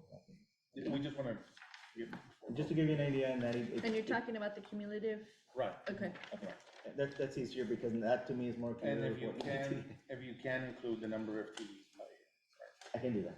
I can, there I can give you a total, because that report does have a total, but for example, if they leave, they're still counting because they got paid that year, so it's total paid for the year, so I can do that. And just, for example, just to get that, I run a report and it has, I don't know how many pages, so I have a staff member that actually sits down and he's typing one by one. That's the only way I can get into it, spreadsheet, you're talking maybe a 3-hour job, just to do that. And that's what And we we put can do it, everything there. that's no Yeah, we problem. put everything in there so that we. So then the question's gonna be breakdown of overtime at PACE, which will be used for total amount, COVID special details, special assistance. Those are examples of what Special some. events. Yeah, some see, things porque have COVID come up. existe, and we don't have a code for And what COVID, is but I can use, reimbursed there's to- like 15 codes of breakdown of for the OTs. And what is reimbursed for all special details by any entity? No, what's reimbursable? What- Not, Like the history of. The what history of The city what- has been We were reimbursed. not what the supposed to city get this from the collected, but state. what was able to collect from the different details. But that it has been collected or was billed but not collected yet? Billed. Was billed. If you want to include both, billed and what was actually paid. There's some issues that, and we had this discussion with some of our district chiefs during COVID. Internally, there's little movements that can be made on the roster as far as how we track data, how we input it, that may alleviate some of the issues where they're not reimbursable because we're replacing them. Some of the movements for staffing could have been reimbursed through like EMTF and those agencies if we would have just maybe moved personnel on a day-to-day basis a certain way, if we would change rosters. So we just wanted to see what was basically put down and what was billed for, what was reimbursed. And then, I guess, on management side, the infrastructure of the Department of Operations, how they can play with the movement of personnel. An example is, if I sent, as a fire chief, I sent 4 firefighters to EMTF to go work for the state. But on our roster, I don't place the vacancy, the overtime, as replacing one of those EMTF. Maybe it pays, maybe it doesn't. If I just move someone over, but I hire the overtime at another station, I'm not reporting that the EMTF vacancy. This is what we're talking about on priorities, whether it's annual leave, sick leave, association leave, which one's causing the overtime if we're averaging 25. We can only have 18 individuals on, or up to 20 with chiefs on vacation, so those other.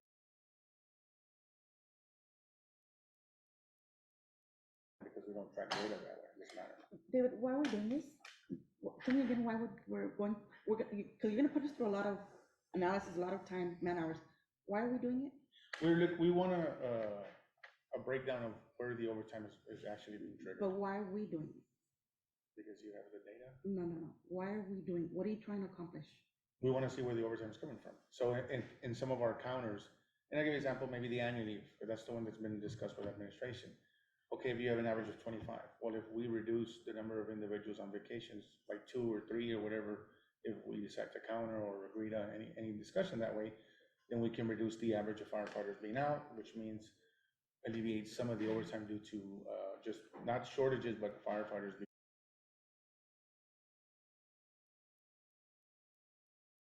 That will do, or what monies it would free up. It's just so we can go through the exercise of which articles can be addressed as far as trying to help in the situation of when we're looking at funding. So let's just suppose that, Jesus threw a number, I don't know if it's correct or not. 90% of our overtime is due to staffing issues. Right. So we're looking at 10% of the problem. No, so 90% is due to. Assuming the number's right. Right, so let's just say 90% is due to shortages. Those shortages, once the same number of individuals leave on any type of leave, 25, if say we require 112 firefighters per shift to operate at full strength, 25 costs X amount of dollars of overtime. If we can somehow limit the 25 to 21, then the 90%, if that equals $5 million, in theory can be reduced to 3.5 million. You have some savings. Right, exactly. So Well, that's where, as we're looking at different variations on maybe how to counter and get to an end result or to an agreement, is, well, if we look at where exactly it's coming from, But we the can kind of effects reword some. don't happen right away. No, And that's the understandable. commitment to, let's say, change things in different areas would have to be either towards the end or to future years. Because changes don't happen right away. Right, Because of and, new people coming. well, now, under some articles, we can trigger a change starting next year. So starting January 1st, and the perfect example is vacations and annual leave. The only If we problem, tweak that article, we can shrink the 25 number of firefighters that are being out If we shrink it by two, and it's two every day, and whatever formula Jesus used, right? If we shrink it by two, and we come up with a 10% savings, well, if it's $5 million, that's $500,000. So we know that we can restructure some things, still allow firefighters their benefit, the leave, or some of the issues triggering overtime, or like the expense, right?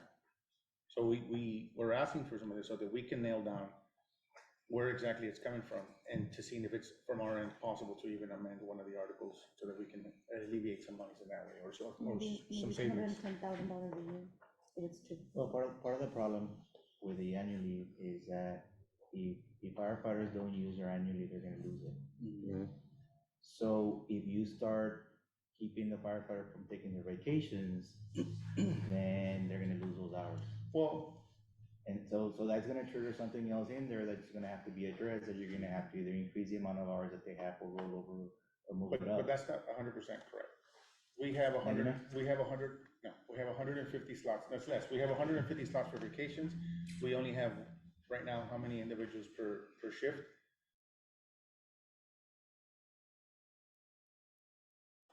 Whether you move individuals around, whether you move the cycles around for overtime, up to 150 slots, we only have about 105 right now, 111 individuals per shift. Even if we reduced it, all that's gonna happen is, instead of me taking my vacations in May, I might have to take them in February. And this is a tool that administration has, that the article's actually worded, that it's a moving document, or Sliding the scale. policy, it's a sliding scale. You can move and shift as the department needs. And we know that it was designed to withstand 150 per shift. So we're well understaffed as far as The what 100, how is that, 150? the slots allowed for people to be on annual. I mean, why, Per annual leave shift. Yeah, or because vacation I- slots?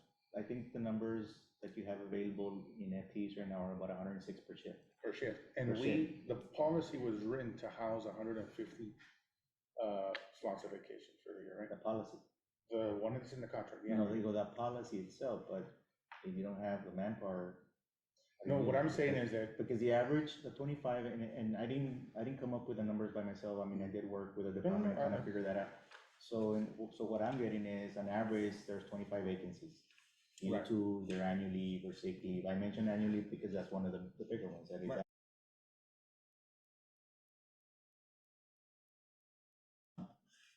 You're really having to fill those, because even with those 25 vacancies, and then you end up at the 3-man crew, the minimum, you're already like 8 short per shift. And you're asking for 4. well, no, Well, and So- that's so- a different type of, better right now. and this different is where this is where the annual leave policy hasn't been used at its, Full potential. right. So if I have 20 slots for vacation, and you're counting your 25, and 20 of them are on vacations, the other ones are on sick leave, association, whatever it may be. If we reduce those 20 to 17, then now, if you have the same number of individuals on sick leave and association leave, you won't have 25, you will reduce the average. You're going off the average of the data that you have. What we're saying is that the annual leave policy can be tweaked and used in a certain way where it can reduce the numbers. And I think. And what which is Ms. why it has high Yeah, peaks, low and I peaks. think what Ms. Cabello was saying is, and asking in the intent is because, yeah, there is potentially some savings you're gonna have, that is just, I guess it's not a significant savings that's gonna save. Well, And now we got an if extra you place it million under a and- microscope, issue by issue, oh, this is only $500,000. This is We need to only go through that exercise. 200,000. It This sounds is like, only that. if it's 2, with the number of hours. Well, I'm just was it throwing out. 12 hours? That's a lot. Yeah, I did 100. Most shifts with 8 overtime, hours. if you look at an average, Okay. there's maybe 3 to 4 individuals on overtime. The annual leave policy was written in a way that it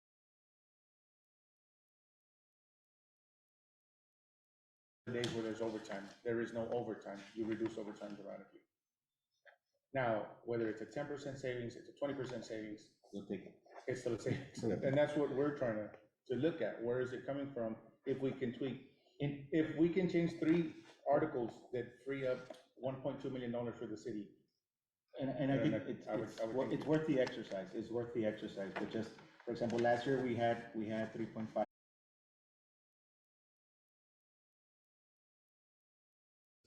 Right. So we still got a couple pay periods going in there, so, you Well, know, I- when I just look at the trend in history, it's going up. Oh, yeah, the Well, thing but about it, You you do, you slow it down or you do, find you do, savings. you do you need to realize that understand. those 2 years, the reason the numbers are skewed, we went from a 1.2, 1.5. Go back to all the years. But So, see, but it's what- not a, what you're it's not a constant 3 million or 2.5 million. Correct. It's actually a lot less because you stated it was a No, 1 point. I'm just comparing last year's. That's Last what I'm year's saying. comparing. Last year to this year, because this year we started and we had 60, almost 60 individuals. They had And- So that drastically, 2017. you know, shot In up this the year. overtime, yes, within this year. Well, and for this year, I was at work multiple times, and I would look at the roster for the day, and vacation slots were more than they should have been, what our formula should have, what the contract stated, and you can ask one of my rookies. We were it was Marty, we were at the station, and he's like, look, there's 3 individuals on overtime, and I look here, there shouldn't be overtime, they're slotting too many people on vacation. We would go back and look at the rosters, and I knew because I helped write the policy, and we were looking at the roster, and they had Yeah. more than they should have had on vacations. So that automatically was causing overtime. So what I'm getting at, if I can give you 20 days of 4 firefighters on overtime that are just gone because of tweaking the policy, it's more than a 5% savings or a 10% savings. If you calculate each firefighter at $1,500 a day, and it's $6,000 a day, if you can save on 50 days, you're at $300,000, just like that. Yeah.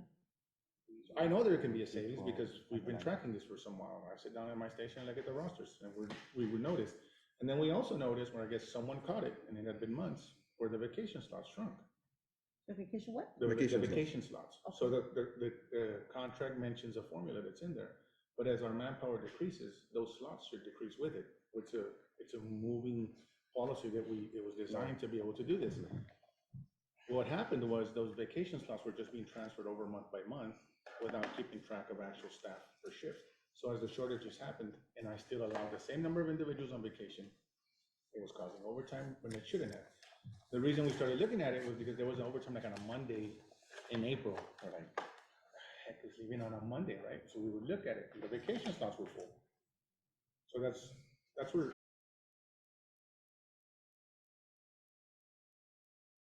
The district chiefs?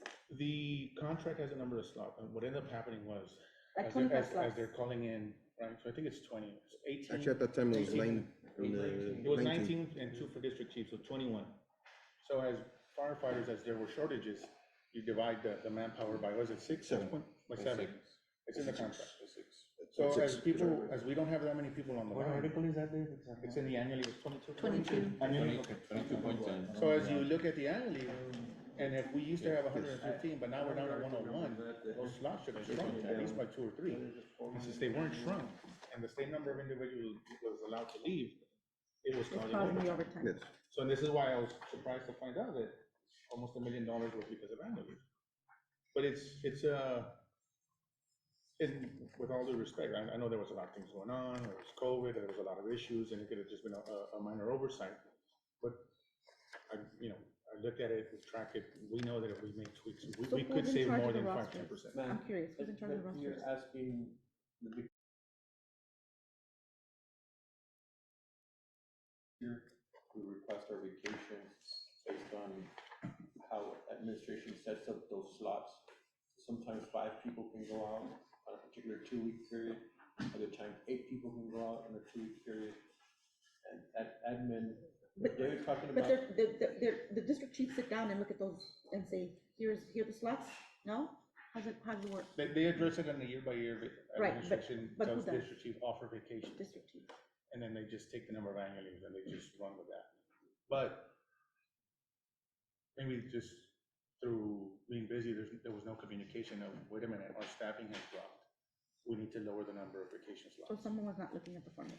and I guess, I don't know who the- handles it on administration. And one thing just kind of popped into my head is I know that some firefighters have been out deployed to work either other agencies or state or other counties. Mhm. Are they taking annual leave when?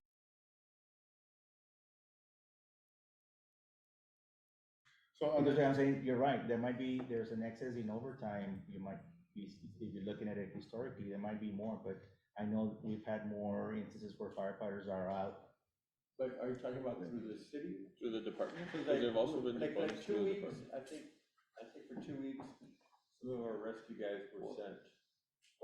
It was two different deployments. Two different crews went for 4 weeks for wildfires up North Texas. Yeah, and those are the kind of points, because one thing that, and I remember looking at a report for the overtime, And those, and I did see some firefighters that had like 100,000, so, 50,000 in overtime, and I know it was say, oh, it's because they're on okay, deployment. so, These so are- that's what David's talking about, when those guys, like, they all left, they were all from one station, Station 8 here, a rescue station.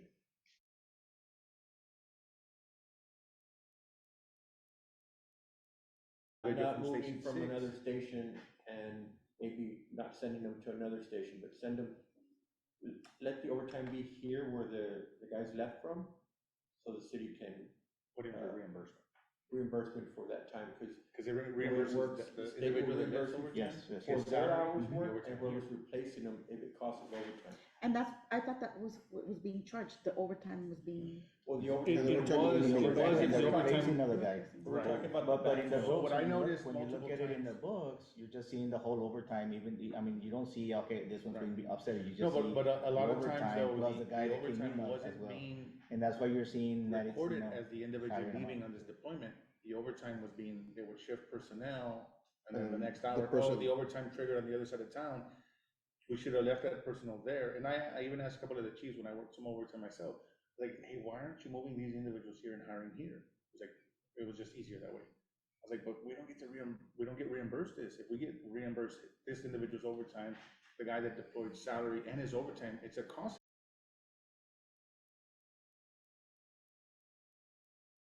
Operational. Even though he's not, I think not there's a in the lot right of moving station, parts now, they and should be requesting reimbursement because it cost it. we're not Regardless where station he's at. keeping up with, the times, I guess, with, how it needs to be done. But I know that it's there because I've sat there and watched the computer, and we've actually discussed it at the station, and like, look, this could have happened here, this could have happened there, we didn't make those movements. It's a combination of things, and like I mentioned, there's, most of the things have multiple things that impacted and have an effect. Right. So it's an impact of vacancies, an impact of people, maybe on those, it might be, it's more things, it's probably stuff that we haven't. thought And about hence right now. why we are asking for that breakdown, The right? breakdown of it. So that we can know which is actually covered. Well, if we can reduce it by a third. Yeah. I mean, that's over $1 million.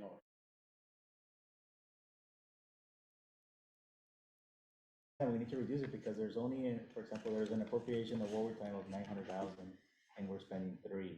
So some of that we're getting back the reimbursements, some of them we have to eat up, so. Okay. The next one that I have a question, analysis of overtime versus shortage of manpower. But then it says line personnel versus administrative personnel. Again, What are you those trying to, are- what are you trying to? Administrative personnel is in The 8 to 5. You want the breakdown of that expense? Well, it's not only there, because we still don't know, because as we discussed this morning, we still don't know if, fire special assistance, where is that happening? We don't know Because where I don't know, special details are taking, we don't know which fireman is being sent to well, do that I this. wouldn't be able to tell you. I think we can tell you who is charged administratively, right? Like to, let's say, fire prevention, no, Because as Sue said that they They coded have a with what, description. right, Each so- LT has so a description of what it basically is. the breakdown of the descriptions. And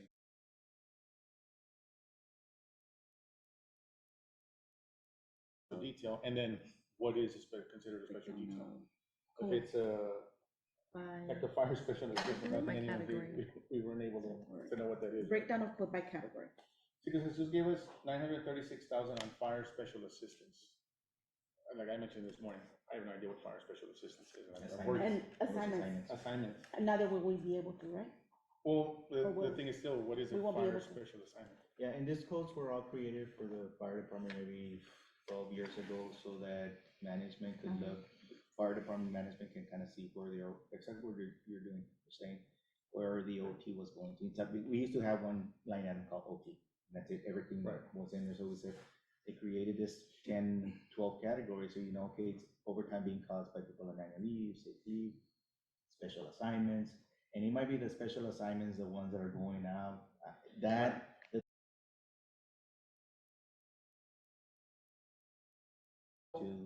The administration. the payroll here. Yeah. Well, and the thing is because, I mean, let's just say, just theoretically, 100% of our special assignments is reimbursable. Then, if it's reimbursed or not, we're kind of getting into some of administration or management's job, but if it can be cleaned up with the officer at the station coding it appropriately or writing it down appropriately or keeping track of it in a manner that helps the department or the city get reimbursed, and I think that's an exercise we would have to go through so that the department's supervisors are actually doing their job in order to assist in that area. We discussed that we don't want to see $1 million loss because a couple of us at And the I think station were that's, too and I lazy think to that's a do key a good word job. there, David, because, for example, it's not extra money because we didn't have it appropriated. We overspent, and then we're just hopefully crossing our Trying to get fingers that reimbursed. we can get reimbursed, but it won't be extra money that we have available to, let's spend it over here. Other let's spend it." departments are just doing without. Right, right, but in this case, we went over that line item by 2 million. So let's say we got back 1,500,000 in reimbursement, so we kind of broke even on that. We still need to make up the other 500,000 that weren't appropriated. We didn't have money for that, so. And we still want to see that I because. just wanted, Let's move. We're not gonna finish, she's due by 4. Article 30, okay, pension analysis, 2.6 to be figured over a span of 5 years, broken down evenly, commencing with 0, year 1, 2.6 broken down evenly on year 2 through 5. So then we divide the difference of the 2.6. So. Is this gonna be, But for the is next 4 this, years. is And this and gonna this be is a counter where proposal? we didn't know if it was gonna be in the counter, but the notes that we all took down, we just kind of sent them to let you know. what it Okay. was. So what you're And I think, Jesus can do that one easy. We're saying is, It's basically almost like costing 2.6. out a counter proposal. Right, yes. Okay. 2.6 for the next 4 years, I mean, divided. for year 1 is 0, 0.54. and then But year that's 2, what I'm 3, saying, and 4 4 years. divided by 4. Recognize it as a contractual obligation, and then we'll, for They'll count purposes it for the for that. pension and liability reasons, it'll recognize it as a 2.67 Okay. in one shot. Got it. Analysis of city's potential pension liability as it affects on the city concerning their bond rating versus the above breakdown amounts of persons. I'm I not think sure. Chapa can explain that one. We were discussing, does the city propose a possible 1%, but contingent on the members voting in, adding their contribution of 1%? Right. So the question was, what's the effect of, on the city's bond rating, not helping the pension kind of get to a whole number? The city is not only worried about the firefighter pension, but is also worried about the city's pension. I thought that's where you were headed.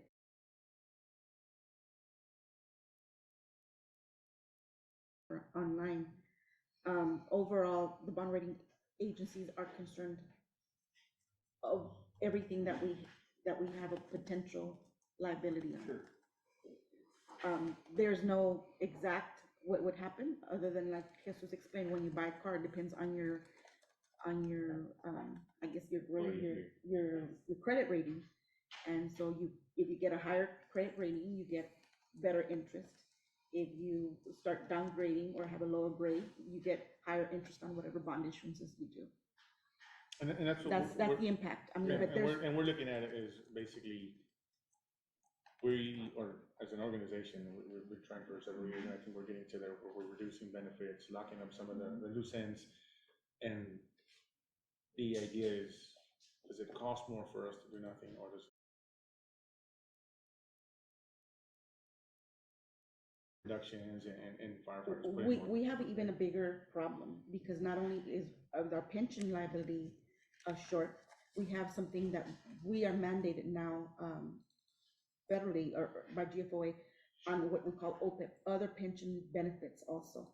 And so that's even a larger liability that we have zero funded, we're not funded. So overall, are the rating agencies looking at what we do? Most definitely. That's why we don't have the top of the line rating, but I'm not sure what I can give you here. Okay, yeah, it was just like you said, the interest you're paying on whatever bonds we have is based on the rating.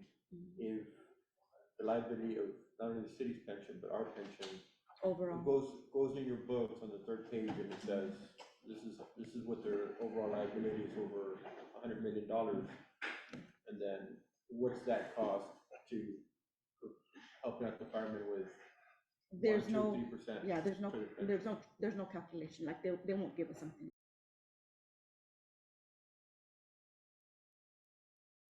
and you're welcome to report, so that you could see it, we could send you a report, on a credit rating that we have, but it's not specific on any one general, specific category.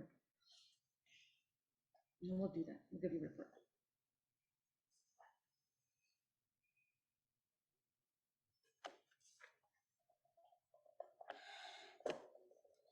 The next one, Article 12, analysis of the FTE versus capita for the last 2 census data. You talked about that one? No, No, this is Article 12. We're moving to Article 12. Okay, so we can provide you the FTEs for fire department, is that what you want? For fire department versus, That's what we're talking about, census data. We wanna know, as we grow, how many citizens live in the city or report versus firemen. And the census data is there, we have the info on how many FTEs we had for the year. but that you have, The data for the So census, the FTEs are full-time equivalent positions. right, Which is the 407 are Yeah. FTEs. but, 12 years ago, What What were were our FTEs? FTEs 12 years ago? we don't have that data. Yeah, I don't have it either. I have only 2-year history in that report. We just wanna see as the city grows. And I don't think, And I don't think HR has that anywhere, right, either, Linda? no, We would have to basically go run some to type of old queries. budget books and you gotta pick them up from there. You could technically go to budget book year for 10 years ago and we have the FTs. And it's on the website? It's on the Okay. website. So then the rooftops, I guess, you know, since you guys, Okay, like the Yeah. taxes, how many, rooftop, how many? okay, so, I wanna know what you're looking for. Are you looking for building permits? Are you looking for utility bills? Are you looking for, because property taxes, a property tax owner doesn't necessarily have to be a Laredo. We Right. could have people from out of the country, out of this, Right, but state. there's, looking if the, for. we're looking at the number of houses, in the city at any given time. Why? Well, those property taxes directly relate to how many firemen are responding to those incidents, how many firefighters are But it's not only available per household. firefighters, it's police Police, officers. yeah, but, So, but you're not asking for police officers? because we're not police officers. Well, but yeah, but your numbers will be skewed. That's why I'm asking you, what are you asking for? We're looking for, so we can identify the ratios. As the city grows, how many firemen are being added. We can give you how many FTEs population, are being added. but rooftops, We wouldn't be able to get that information on how many taxes are collected. not from us. But you have an appointment. We to have the- ours, but What's the appraisal there's- district, don't you? You have an appointed position at the appraisal district.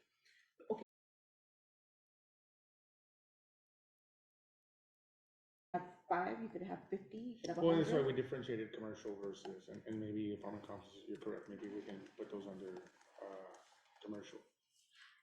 We're trying to see what the ratio is as the city grows, of how many firemen are needed.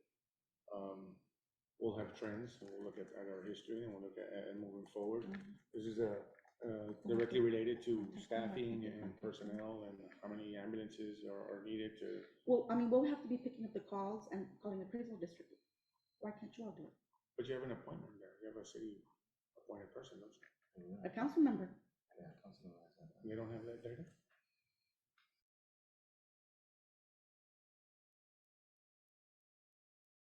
We're looking at what numbers or what ratios are, we're looking at as projected growth, as proposals, as counter proposals are coming in. I don't think that the appointed position, just like as a council member here, is not gonna have like the overtime, you know, the individual data. And we would probably have to go through the same avenues that you would have to go through in order to try and You get wouldn't that. have It's not. more of a easier pathway? Like households I think and it's rooftops. gonna be the same. Okay. Households and rooftops, I guess we can get how many building permits? But that's not Fire gonna be, shoes. they're looking for, Maybe like water bills. and We you're have water looking, bills. you're looking Water bills for the people who are paying, how many people are paying property taxes? Right. That's what you're looking for, Right. yeah. But And we could do water bills, that's easy. That's Okay, easy, I how think many we number of have water That would bills? be probably the appraisal district probably has something on their side because they have to report on that. yeah, they may have it on their And side. then, and so our thing was that you have an appointed position to the appraisal district. and as a citizen requesting it. The idea was, there's an appointed position by the city. You know, there's also an issue there, because if like an appointed position, they have a special right of access to information that they can't disclose automatically. So that's another You have to go through issue. open records You would have to go, request. we would have to go through the open records in order for it to be public. That's the other issue. And now it's, okay, so now it's the rooftops, we'll give you the water bills for the rooftops, we'll give you the water bills, commercial, non-commercial, Do you differentiate between commercial and, commercial, non-commercial. okay, Mhm. so we can go with that. Okay. Take care of those two issues. Analysis of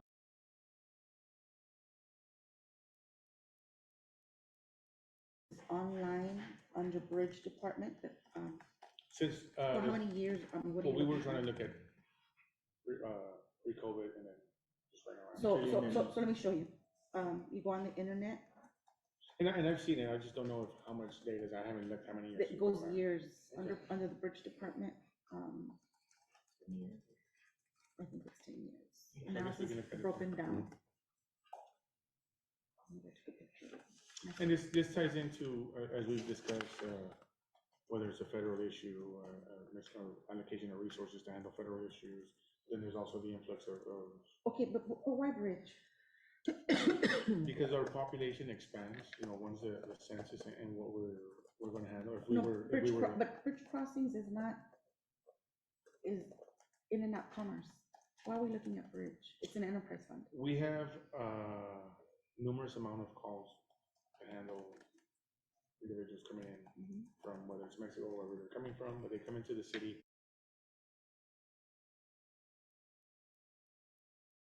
Not only responding to the last census, 260 citizens, we're responding to, there's an extra 100, 200,000 people for the day. That's what the fire department is being required to handle. PD doesn't do that, right? You have No, they customs, do. you have border patrol, well, PD does it to too. a certain degree, They but, handle it every day. but at the bridge, there is no EMS, there is no fire. So we're asked, and it's more, if we're asked to handle some of the load that the federal government is PD does supposed to it, be pitching in. Yeah, they do to a certain degree, but I don't think. no, a lot. I Okay, commend so them the too. PD goes in, and that's fine. We just wanted to look at the numbers of what the actual data says on how many people are in the city at any given day versus what's being reported by water.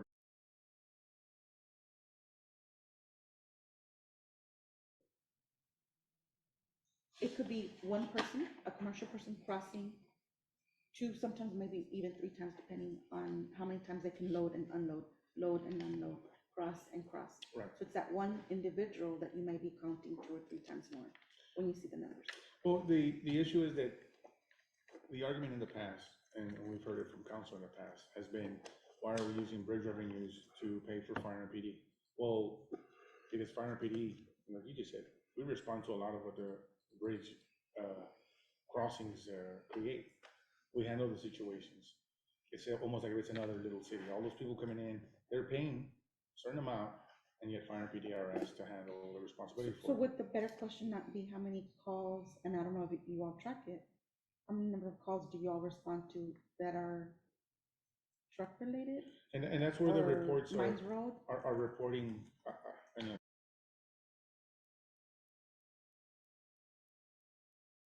we identify border patrol like holding station, but we don't identify whether it's the international bridge or whether this individual had Mexican license plates or anything like that. In the past, we would ask ex-fire chief Landine to maybe break down our reporting in a manner that we could track it better, but it's never been done. So we're trying to compile, see what data there is, and even like that, maybe something that can be discussed as far as, maybe we should track our reporting in a manner to see where our It'll be hard. resources are being. I mean, allocated. I can tell you by firsthand, I was hit by tractor trailer, but on the loop. And so when do you say it was because of Mexico? Because it wasn't because of border crossing, the man was coming in from the north. Right. So I don't know, I know what you're telling me, I don't know if you're gonna accomplish what you. More individuals there is in our city.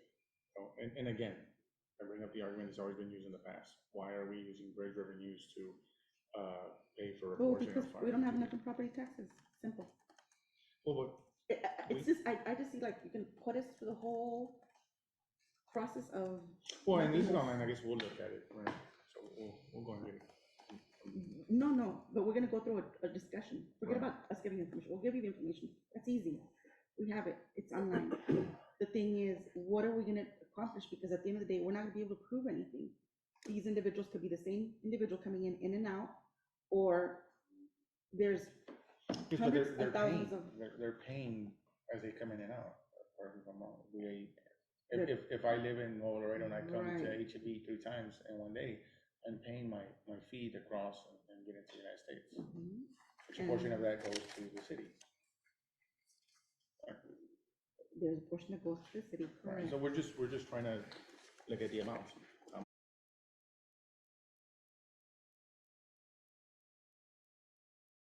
Well, it doesn't matter, we're trying to look at data that affects the fire department, or has it been questioned in the past as why the fire department is doing this? Or, Because being it's paid within for city this. limits. Right, You exactly. all respond to accidents within city limits. Yeah, of course. But they're not recognized that if 100,000 people come in on one day, and all That's it. our responses are, you know, But Dallas we're has a understaffed different thing. How many people go in and out of Dallas on a daily basis? And they're not saying this is the way we need to be paid because of the number of people that come in and out of Dallas or out of Houston. no, but they or out of recognize that Austin. the money that brings to the city, and Th- and they there's recognize what their different departments are sources. asked to do, yeah. There's different sources of revenue that come in and out of different cities. It's just, we agree that whatever, et cetera. Yes. Okay, we'll move on to the next one. The analysis of full FTEs and the numbers allotted per unit and by division is per the CBA. What does that mean? So one is a snapshot of, say, today, where these personnel is allocated. Say the official roster that we're using today, and then the other Okay. one is actual FTEs, where they're supposed to be at, under the contract.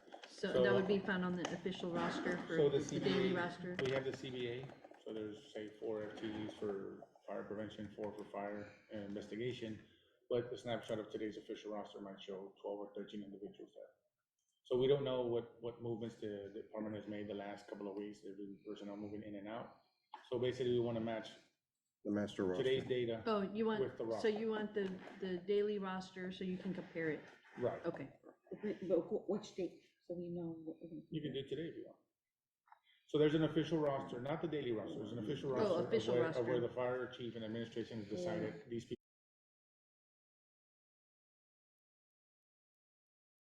Thing that the city is calculating for the union's proposal, we just want to narrow it down to acknowledge where everyone is at. The overstate, you feel that we're miscalculating? Right, Which one? the 40 and The then 40. the 5, Oh. 5 and the 1. Of the are fire. FTEs required? Yeah, in an attempt to come up with a counter proposal or discuss it, we need to see where they're at. Is it the roster that we were playing with the other day? Yes. Okay. Well, we didn't have a roster, we just This looking at one, the total equipment. roster. Well, yeah, we're not This one. privy to the, Yeah, there's a daily roster, A, which B, we, and C. there's an official roster. there's an official master roster, Like, which for everybody's example, you assigned. have unit 211, Mhm. A, That was B, just a C. listing of the equipment there, what they're looking at is, there's a roster where everybody is at. and CBA roster. Yeah, like, so, part of it. well, the CBA is what the current FTE should be. Mhm. And then administration, the fire chief will have, you know what, for this whole next 6 months,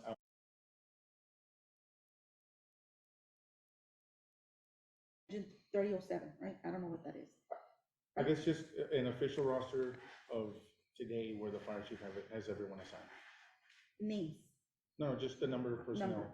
So, Yeah. and the perfect example is ARF or EMS training. There's no EMS training in our contract, but there may be 7 firefighters there. They're 8 to 5 administrative positions. So we don't know the exact number because there has been a lot of movements the last several weeks. So we would just like a snapshot of today, what the fire chief has as his official roster. Am I correct? Okay. I think we have it. So I say, Yeah, random, that's you just can a- pick We have a it. daily Whatever he has roster, assigned. but Right, also we just want to compared make to the- sure. Well, actually, it will have to be a daily roster of each 3 shifts, Oh, compared to three the master roster, which is gonna have all three shifts. ABC.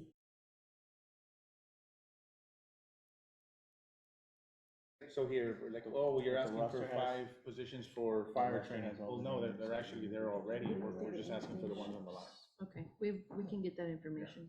And the last one is, full FTEs and the numbers as per current assigned manpower. Does that That's the addresses same. the That's same what- thing? yeah. Okay, so One's- just wanted to make one's sure, the- One's what we already have, what we have in the contract, and the other one's what we Okay. have today officially same assigned. as above. Okay. And thank you for going through this with us. We really just needed to understand, make sure that we understood the information that you were looking for so that we can get that and provide it. Right. Because I think, okay, and what we'll do is we'll work on getting this information, and we're not gonna wait till the next meeting. We'll send you as we can get it prepared and Right. together, okay? And that's, I think, there's a choice that,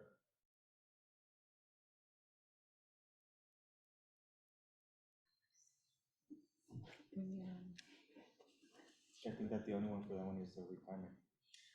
you can do the pension and the pay increase. Yes, as soon as I get that. Yeah, so, sorry. With the pension and the increase. First, you want to do the pension? Well, no, whatever. Eventually, they're gonna come to me for the cost. I'm sitting here waiting direction. Okay, I think we got all the questions answered on that, so if you wanted to, I think that you said you had something to propose. Mhm. Okay. We have a counter proposal for Article 15, annual base pay.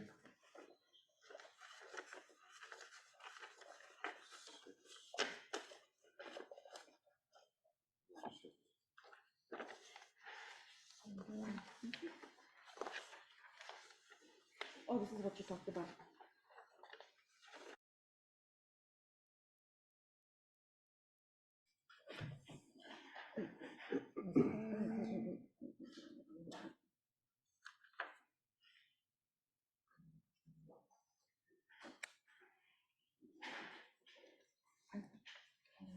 We want 2.7, 2.73? We'll go through it. Oh, I'm thinking pension. I'm thinking, wait. No, this is Article no, 15. This is the Article base 15. pay. Well, then I was freaking out. They'll go through it and they'll. It jumped. Okay, Here, the counter proposal on Article 15, annual base pay, 15.1, Section A. Effective upon ratification of this agreement approved by the City Council, all firefighters in all ranks will receive a one-time lump sum payment in the amount of $4,800 to be paid, pay period after October 1st, 2022.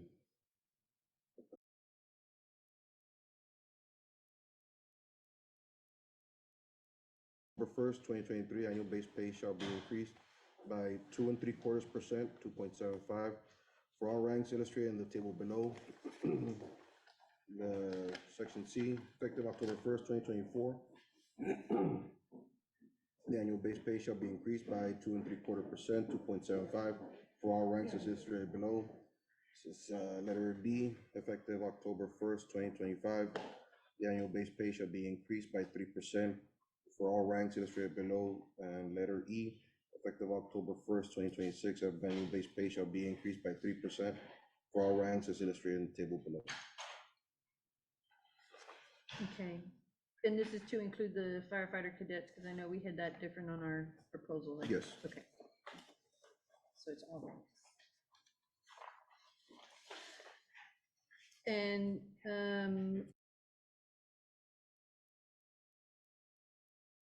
contract, Yes. correct?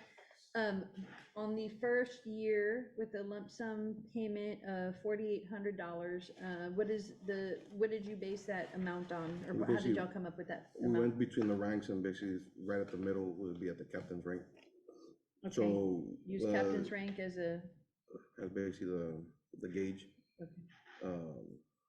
Jesus, I believe, did say that they were calculating basically a 2%.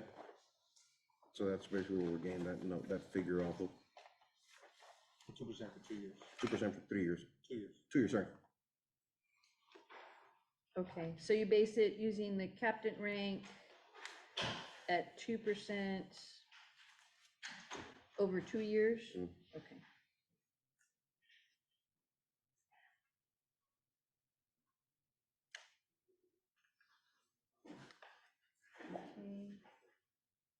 And then, for the net, for years 2 and 3, 2.75% increase on base pay, and for year 4 and 5, and year 3%, correct? Yes. And what did you base these on? I know that you went down because we had started at the 3.25. Yeah. And what were these percentages based on? These calculations were made basically just as a rough estimate to see how much we're gonna be able to shrink the initial proposed, our initial proposal. Okay.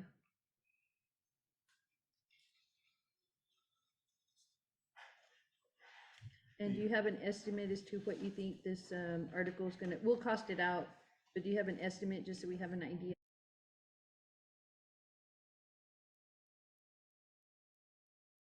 Standard that you set up, Format. adding all these, Over the 5 years? Okay, For 18 million, so we're knocking 10 off of, give or take. rough estimate. okay, yeah, just estimate.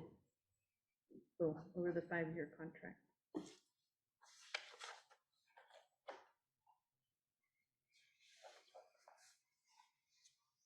Yes. You work it out. You're always.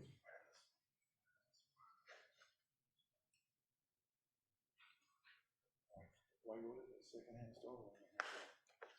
when you have a metal over there? Okay.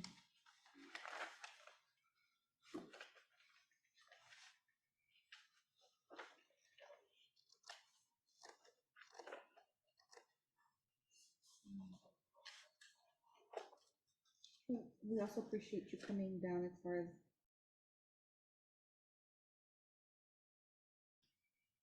we're not there yet, but appreciate the fix amount. And we discussed, we noticed how you put the lower ranges first, so we discussed, kind of putting some lower rates in. So year 2 and 3, the dollar amount.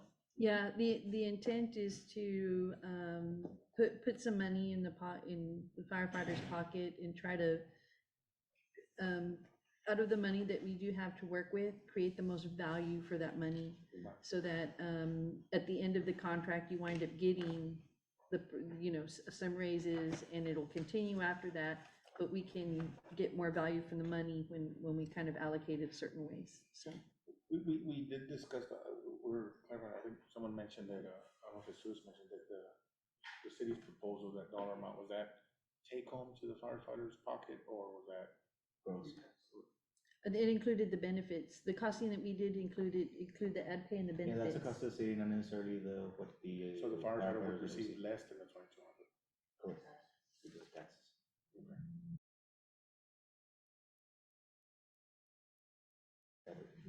That is reducing pension. So it takes the pension. Pension and taxes. So then Federal those taxes. 2,200 might be 1,400 dollars. Like 60 cents. 16. I need to run the numbers. Yeah, that's kind of what we were still unclear on, so. Yeah, and we're required, the tax liability we have to include in that, the pension liability also, because it's an additional pay, it would, on the lump sum, it's kind of, it's just an additional pay.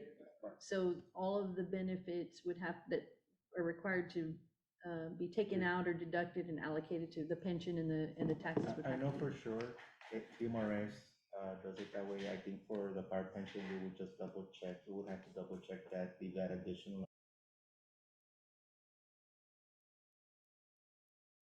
Take home, or I think Any wages? any wage. Okay, and that's how TMRS handles it here. TMRS says it's earnings, it's Mhm. subject to it. Yeah, the only thing that the pension booklet allows to exclude is the annual leave and sick leave buyback. The lump sum payments at Lump the sum, end, yeah. so they could, maybe this is a lump sum, maybe ties into that, I don't know, I guess we would just need to double Just, check. yeah. I think that would make a difference. Yes, Yes, lump sum. Because it does make lump sum, but I think this last time in 2017, when we might have clarified it. not as Final accruals. check. Yeah, accrual payout. And use the word accrual, so. So, yeah, if we do any kind of, estimated take home, it would just have to be that, an estimate, because, Correct. everyone has different tax rates and things like that, or exemptions and, so it would have to be an estimate, it's not gonna be a solid Yeah. number. And it only comes up because, once a proposed contract is proposed to the membership. those Oh, questions are that's gonna gonna be come the up. one of the Yeah, first that's questions, how much is in absolutely. it? Be Yeah. pre-post. So we I want- remember getting my first check when I first started working and wondering.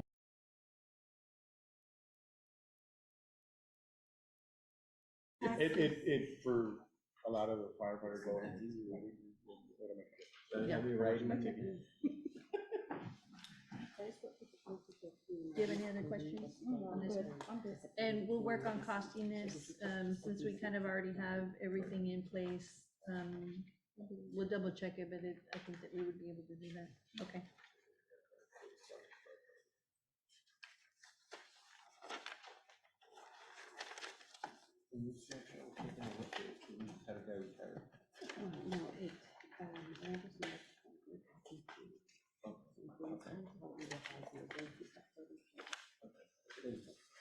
You also, or if they wanted to cost out the other year one?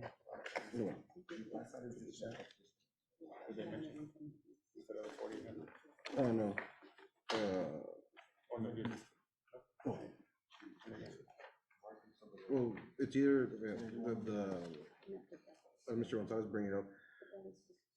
We can see either which one is more cost benefit wise, either the 2% across the board, which is what was figured, or the 4,500, which, 4,800, sorry, Okay, the 4,800. So, okay. So you want the costing for both? You want to see what that looks like? Okay. I mean, just to see which one benefits, Okay. let's see The two different numbers. So when we cost it, we're gonna cost the first year as a lump sum $4,800 for their proposal. Well, and we're also gonna provide a cost for a possible, I guess, another counter proposal they wanna see is what, a 2% across the board in the first year.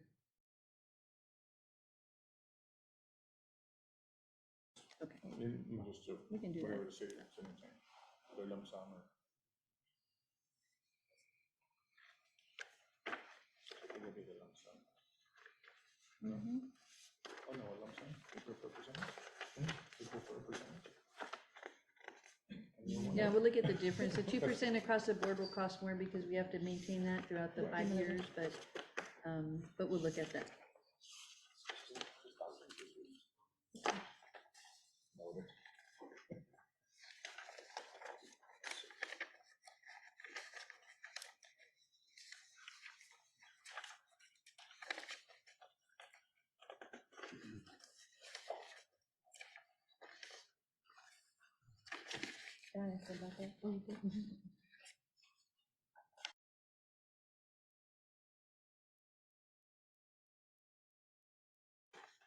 Is this one or two? This one's, just 2 pages. Oh, okay, that's fine.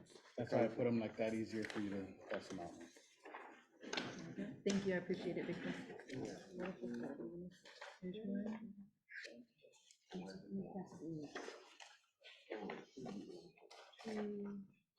There's 2 pages. I think we're short one.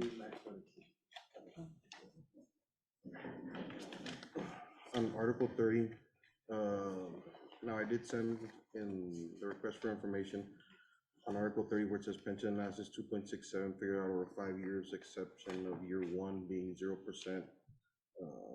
And then the 2.6 broken out evenly over years 2 through 5. On this one, it reflects the same 0% on the first year and evenly over the next 2 years.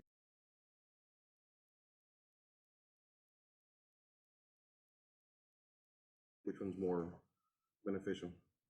So you're proposing to shift the, instead of just 2.67 in the first year, to shift it to begin year Year 2 two. through 5, spread Yeah, evenly. that's what I sent in the original. And that's, For 2 years. That's what I'm saying, I should do the 2 options to see which one. I know I had written it in this over the first 2 years, but in the Okay. information I asked for it to be over the 5 years. so there's gonna be 2 Yes. costings, okay. This one is the last, spread out, last 4 years, and then spread out between 23 and 24, Mhm. divided by 2.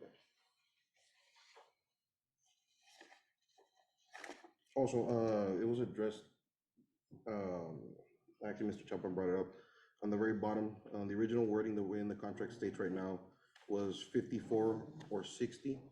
We dashed 60 or more, but he addressed it, it's actually supposed to be a 60.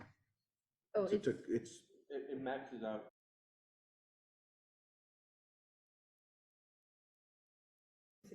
to 60?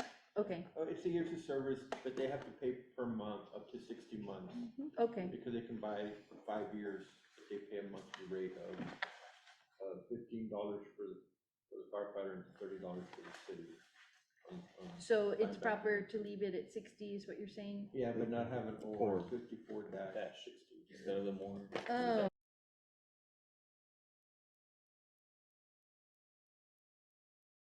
Yeah. Yeah. what is Where- it? That's it. We thought it was a I'm typo. sorry, and that one wasn't our correct.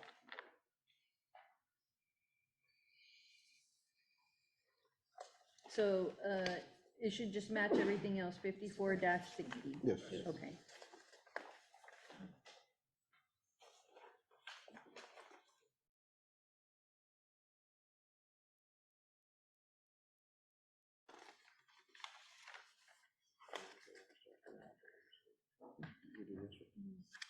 Is there,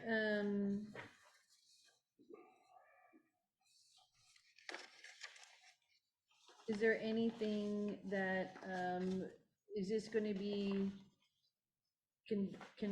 conditional upon the outcome of the ballot? Or are you asking the city to provide this additional 2.67, whether or not that ballot passes, that there's gonna be an additional 1% contribution by the firefighters?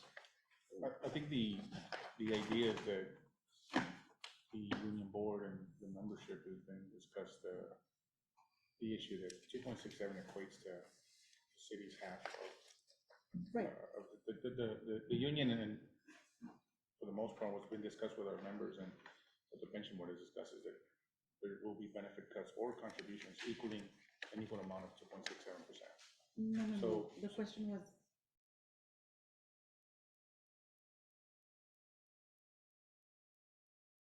What I'm saying is that the 1%, that's actually be less than what was being proposed to the membership, and we were proposing 2.67, so I wouldn't see a 1% being a problem, I don't know. Okay, Uh, well, and I guess the question is, like, on this proposal, you're proposing, based on the actuaries' numbers, that the city contribute an additional 2.67%, but does that make up for any of the funding that's needed in order to bring it back to a healthy? That's 50% of what is needed. Oh, this is 50% of what's It's needed. less than 50, because the actuary told us basically we needed to make 7% in cuts, Okay, so the rest is coming off but firefighters. isn't there other things that are gonna be cut, like,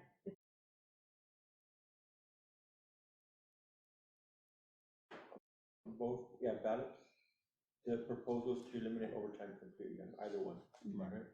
And then they both say they eliminate the overtime out of the drop as well, right? So there's reduction on both, and moving up the drop age to 55 from the current 53. One says 55, one says 54 on the ballots. Okay. One says final average is 5 years. One says final average is three consecutive out of the last 4 years. so, but question is it gonna be, our increase, whatever is negotiated, is that contingent upon also the contribution on the firefighter? Because that's what we wanted, to make sure that if we were gonna contribute, Yeah, and so the issue here is that the 7%, on the firefighter side, what the board did was not request a dollar amount, like for the whole, say, 2.67 or 3%. It's a mix of contribution of.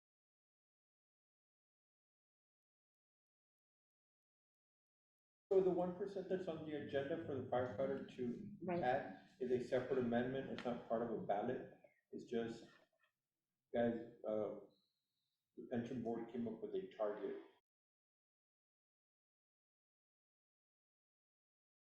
It was actually 25-year amortization on those ballots, Mhm. right? And then we made an amendment saying, do you want to add an additional 1% contribution going forward, On top of the on top benefit of cuts. all the cuts that were. And is that proposed. being voted on as well? Yes, it's all, Okay. it's a ballot, So it's about, but I understood that there were three options on the ballot, Yeah, or what three is- things that they well, can vote, leave it the same. well, that's Which always. has And to- then the which other has two. to be there. So one Okay, option go is, ahead. one option is leave this.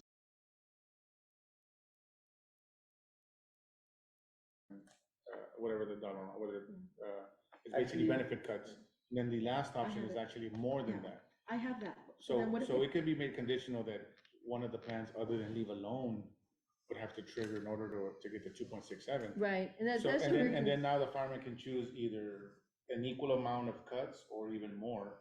But I mean, I guess you could do conditional, as long as one of those plans, other than leaving Plan one or alone. two. Yeah, as People long as plan one or two are voted on, and even, and on the amendments, that's just extra, and that's what the board included to try to get us even into a even better position, is that Yeah, and I correct? think that's a point, that's actually the point I wanted to point out. The Plan 1 brings us to 25 years, which is the board's target, 25. The additional 1% from a firefighter would just bring us below that, and if the city puts any money, that would further bring us down. So I mean, potentially, and I don't know what, I think there's some more table. It's 2 years. Well, the plan you're saying that brings us to 25 years? Plan the 1. Plan 1 plus the city's 2.67 get us to 25 years. right? No, No. it's No, Plan no, 1 alone. okay, you're right, no, Plan Plan 2, one would actually. Plan 2 make us plus pretty the good, city's yes. 2.67 Put get us us to probably, 25 years. I'm guessing, probably below 20-year amortization, at 20-year amortization or lower, the city's contribution, full contribution. Plan 2, it puts us at 25-year amortization. With the 33 years.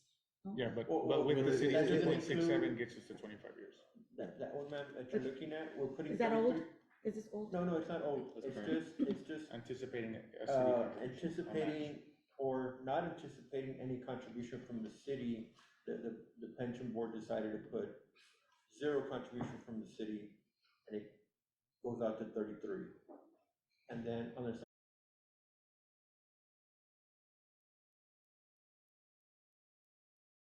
if either side puts 1%, and that's what we put in the agenda, because we get nothing from the city, firefighters, you put 1%, it'll get us down to 29-year amortization, we'll just get us below that requirement of the state statute that says 30-year amortization. So that's where that 1% idea, putting it on the ballot for the firefighters.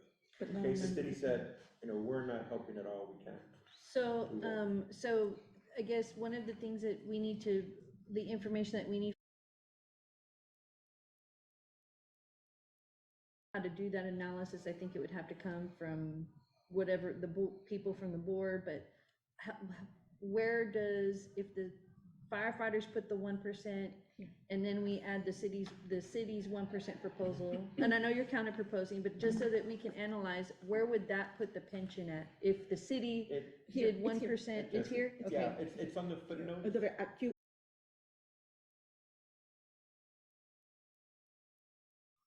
If the firefighters increase 1%, their contribution by 1%, it would reduce the unfunded liability from 33 years to 29 years. So you could say If that this- 1% reduces 4 years. So if you When- put when another it's- 2%, What would the pen- that's When another it's, 20 years. when it's that high, because once we get to 25-year amortization and we give 1%, it only lowers it by 2 years of amortization, not 4. In other words, the worse you are, the little The littlest impact, Ripples the little change makes will big cause a bigger ripples. impact. When Yeah, you're So- and I more think so what I'm solid asking- ground, Right. there's no ripple. So what I'm asking, and I don't see this in the notes, but if we use the 1% additional contribution from the firefighter and the 1% from the city, that would bring it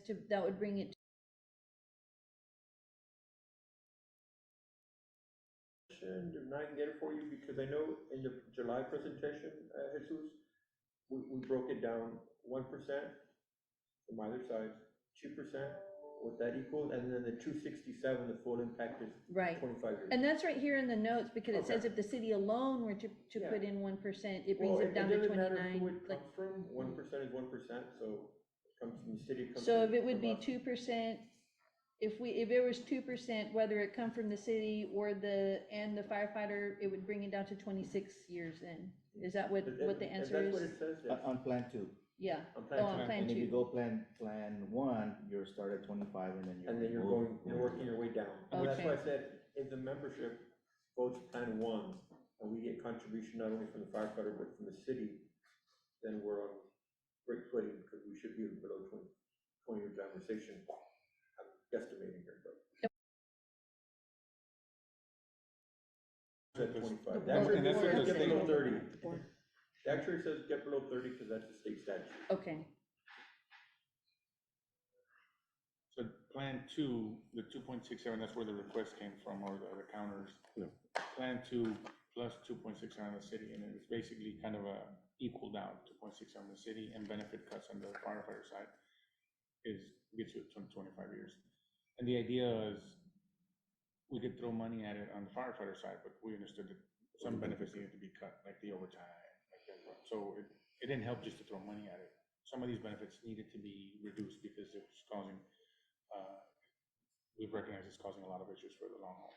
and the city, and I'll tell you, I mean, the city, we recognize that, and we're not nickel and diming it, and that's why I'm just telling you, you know, we recognize that, and that's why we put the additional 1%, but the additional 1%, the expectation that the board and the membership will recognize that the benefits will need to be adjusted as well in order to maintain the sustainability of the pension fund. So if you wanna put a condition on the 2.67, I would put it on, they pick plan one or plan two, and not on 1%. 1%. Because then they vote, keep the present plan, and 1% doesn't get us anywhere. I see, And I get it. And that still leaves. So the all condition, and we didn't overtime. understand Yeah, that, Yeah. so we're the at condition least should be. plan two. We're or about one. 50%, and actually, our actuary did do a cost analysis of what that 1% and keeping the present plan, and it only gets us done, I think, 45 is what it's Right. from the 50, whatever we are. Yeah, because, you know, every contract, you know, the city has contributed an additional amount, and then, you know, there's the way that the benefits are running and the way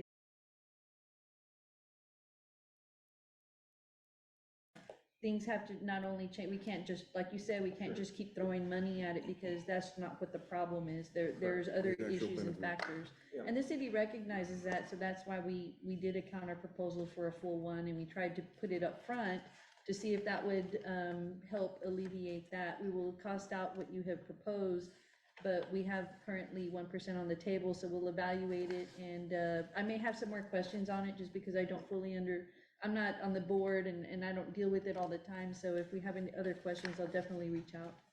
Okay. But now I understand if it's conditional, it should be on the either plan one or Or plan plan two. two, Yeah. which Those are would the ones that include the make the actual benefit impact, cuts, yeah. and that's what the city's looking Just for, that the and when. membership change to either plan, plan Okay. one or plan two, only the present plan. Is there anywhere that I can find a summary of what an average benefits for a retiree under this fund are? Is that on the website? I have the plan documents, Yeah, no. and I've looked at the that's, website. That's someone's paid, so I don't think we have it anywhere, as far as. And we're not the looking rate for of fire. someone individual's pay, we're just Yeah. looking to see, because we also need to I think when we're looking at this and Looking at all the benefits. for the expectation, we're looking at what Are you the, talking about the average payout? No, Because- no, all the benefits for retirement. Like, you must be In total, 55, or you like- must be 50, you must I mean, be. Oh. says it on the No, but what I'm bottom. talking Yeah, about- no, she's talking about what I'm dollar talking amount, about so is what is an our average minimum- amount, what does a our retiree get from the minimum is benefits? 1,300. Huh? Our minimum payout is 1,300. Minimum payout's 1,300 a And, month? Yes. Okay, Yes.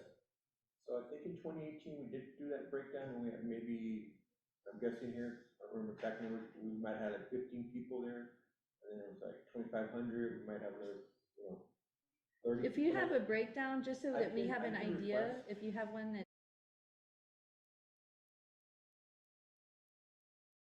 understand what the ballots mean and what the plan changes mean, And I because guess without that, You're gonna have to Well, also but look at those what their rank was when they retired. right, And what their overtime was like. But right, Because if everyone's waiting to become a captain or chief by the time they retire, and they're ballooning their overtime, which is why we mentioned that the cuts need to be made, like the but monetary amount is not. those numbers are not gonna help you for what the ballot does, because we don't go back and change their Right, no, Their thing is, it's moving forward, so that unfunded liability is including the 360 guys that are working. on right, that. it doesn't Well, change the, Actually, 427 with the.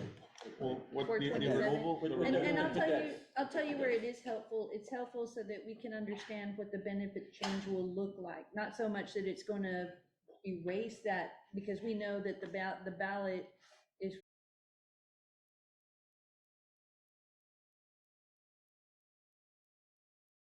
receiving the retirement benefits, but we need to understand what do those ballot changes look like. So that's why we're asking for the. well, just, We're not gonna get the overtime, removing the overtime calculation reduces the years by how many years? Or what's the, because that's the bulk of it, the overtime. oh yeah, it's worth about 4 or 5 years, So just removing overtime is reduces the liability. the liability. Is there an analysis on that, or did the actuary have anything on the? It's on the, if you go to laredofire.com and you look at the 2020 study, yeah, 2020 study?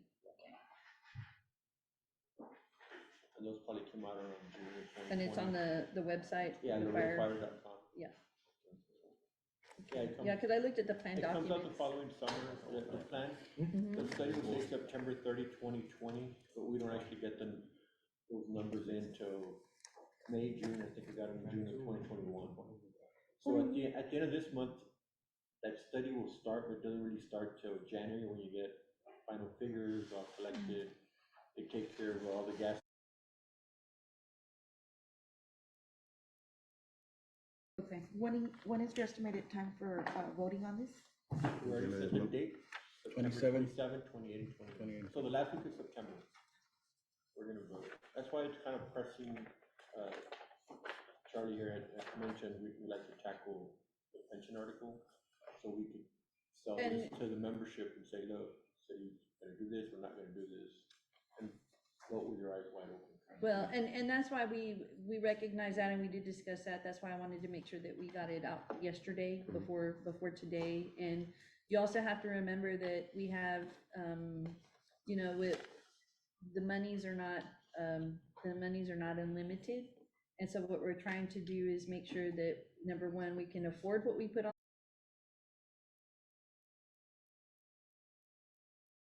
contractual obligations without having to dip into somewhere else.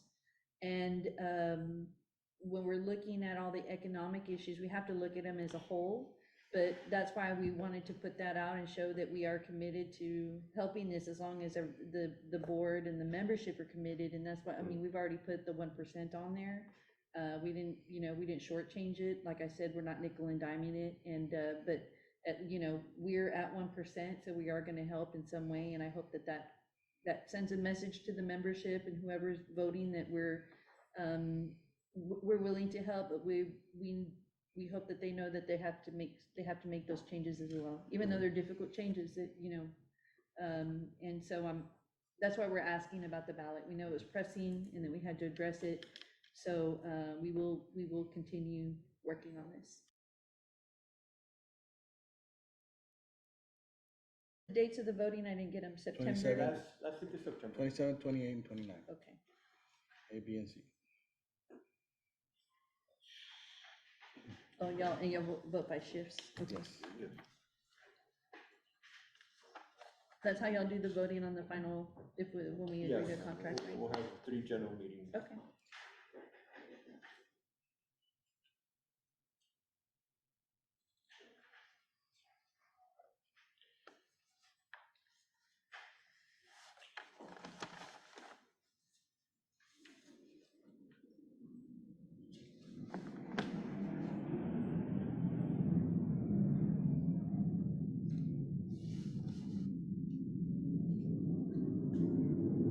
Is that a jet? Wind's coming from the north. Normally the training planes, they come and do a stop and go. San Antonio, Corpus. Oh, really? They come all the way from over there. Quickly too. Yeah, normally the F-16s that come in here said that if they push, they can be here in 15 minutes. Really? In From, San Antonio? from takeoff to touchdown here. From Corpus, From- Wow. from either one. Well, the ones would normally come here. The other trainers, which is the Air Force, I think, no, the Navy, they fly out of Corpus, but I believe the Air Force flies out of San Antonio, like I say. Yeah, the Naval Air Station. Yeah, so normally, like I say, they push them and we can be here in 15 minutes. We recognize the planes because they're the ones that usually cause most of the calls. Since they're trainers, they normally something happens to them, and I mean, these are 20, 30-year-old planes. So, Yeah. I mean, they land and, hey, my brakes are too hot, they jump out. Yeah. So, there's very, very few, but there's been some that come out pale white. Do they still train out of Kingsville? Do they kind of, does anybody from Kingsville come this way? I'm not sure if they come this way. I know they still train out of there, but I'm not sure if they're Yeah. flying out this way.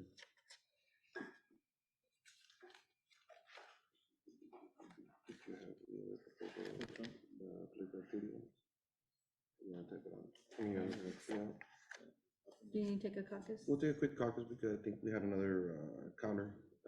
It's up, we just don't have it printed out. Okay, all right.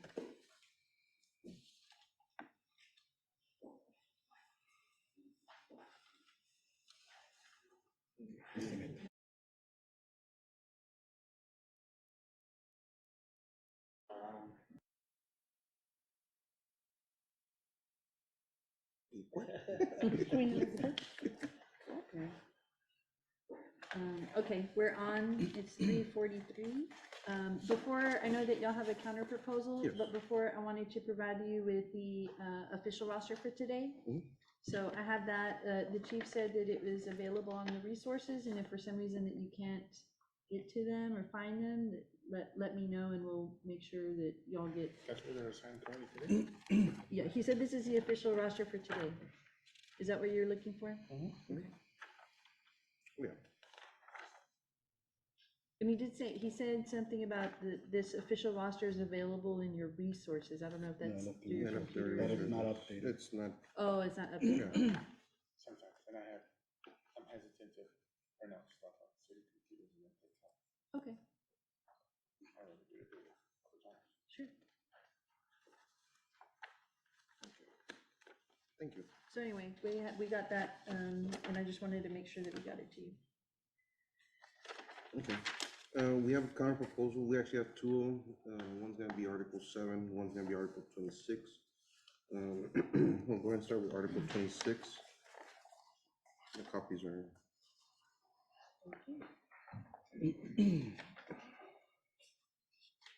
Here we go.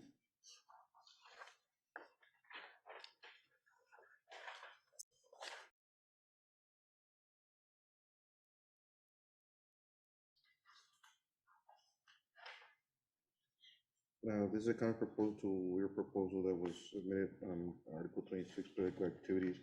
We did state where you stated about the 143.086 of the local government code. So our language right now mirrors basically verbatim what's in the state statute.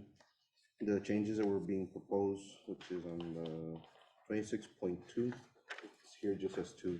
Okay. Employer shall not harass, discriminate, or retaliate against any employee of his or her off-duty political activities. Firefighter shall not engage in political activities while in uniform or on active duty. Active was added. A firefighter shall not use any city supplies or equipment for such activities. I know the issue was raised yesterday because apparently it was understood that some equipment was being used by the city on the behalf of the department, on behalf of the association, which we don't. Number 3. Oh, where look, it- real quick, just before you move on, Mhm. what's the difference between duty and active duty as proposed? We just wanted to mirror the language of the statute. Oh, okay. That is the language that is used on the statute itself.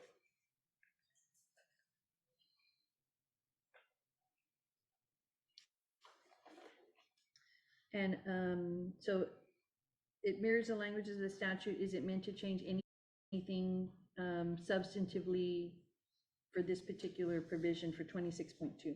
No, No. this entails Okay. specifically for uniform on-duty, active on-duty personnel. Just a question, so do you feel that active duty and the word duty are synonymous? We're just using the language that's in the statute. So are you saying that there could potentially be a distinction?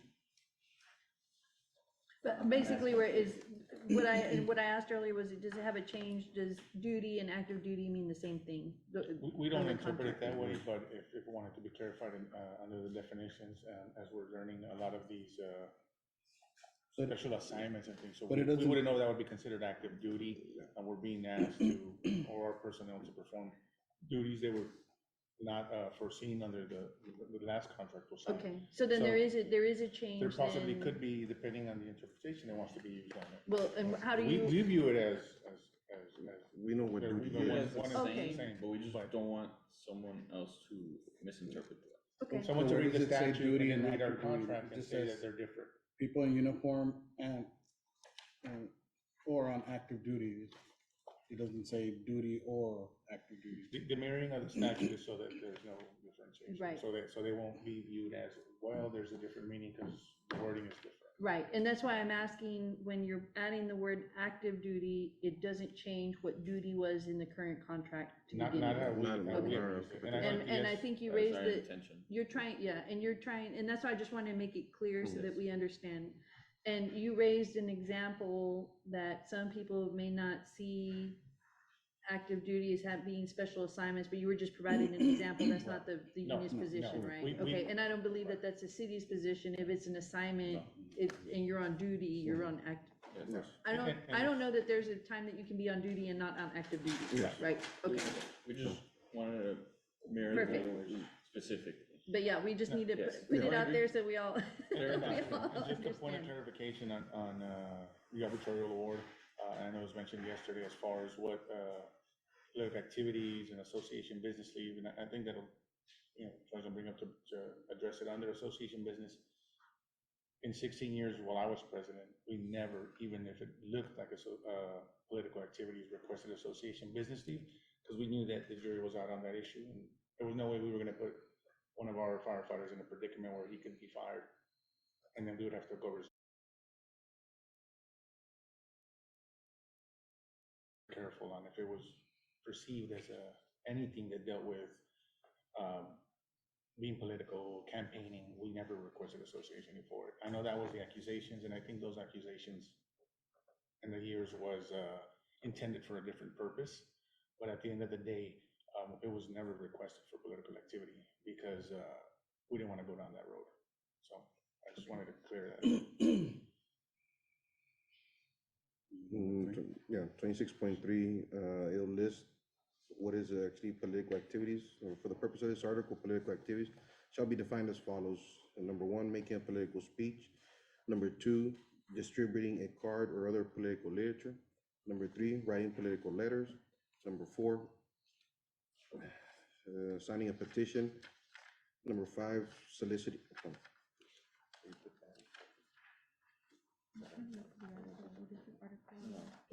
Sorry. Yeah, sorry, on number four, that and was a typo at the end. It's not supposed to include anything. Oh, right here, signing a Yeah, sorry. petition, is it 174 that you're looking? 143. 143,086. 143,086. Number five, soliciting votes and or contributions. Number six, display of political cards, brochures, signs, buttons, and or banners. Number seven, making public derogatory remarks about a candidate for an elected position of the municipality. One of those was added, right, Oscar? It's not, I can, the word "and" was already there in the original Article 26 because it would end number 5. And I think we're adding 6 and 7 that goes along with this in the. Oh, okay. but no, Oscar, you also added one.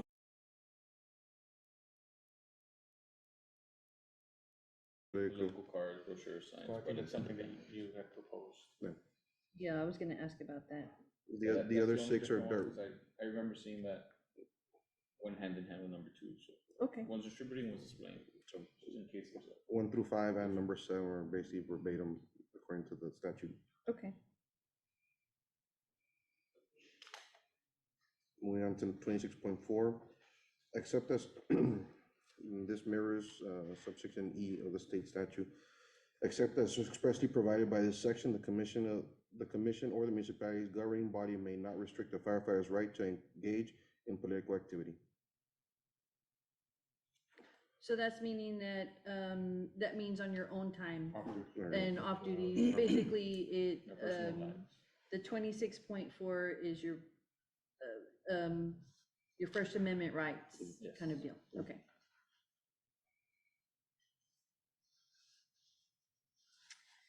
Let me.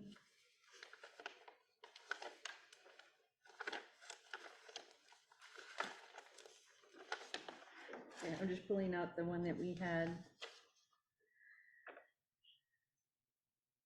And I noticed, we did have that discussion about association business leave, and it's still the union's position that association business leave shall not be used for any political activities. Is that correct? It has never been used. Right, but I'm just establishing what the position is, okay.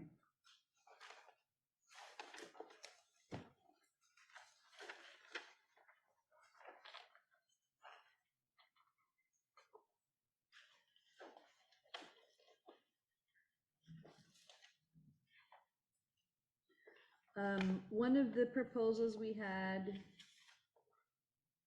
let's see.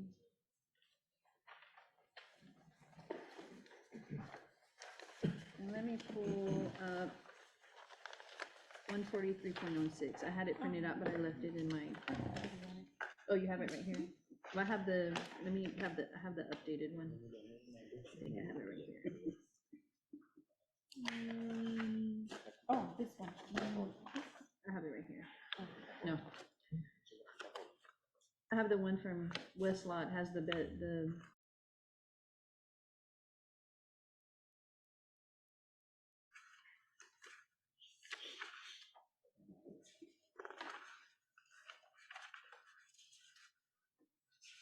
I have too many tabs open.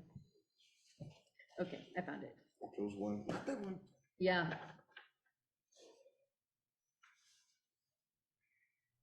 So, the political activities defined, you're saying it mirrors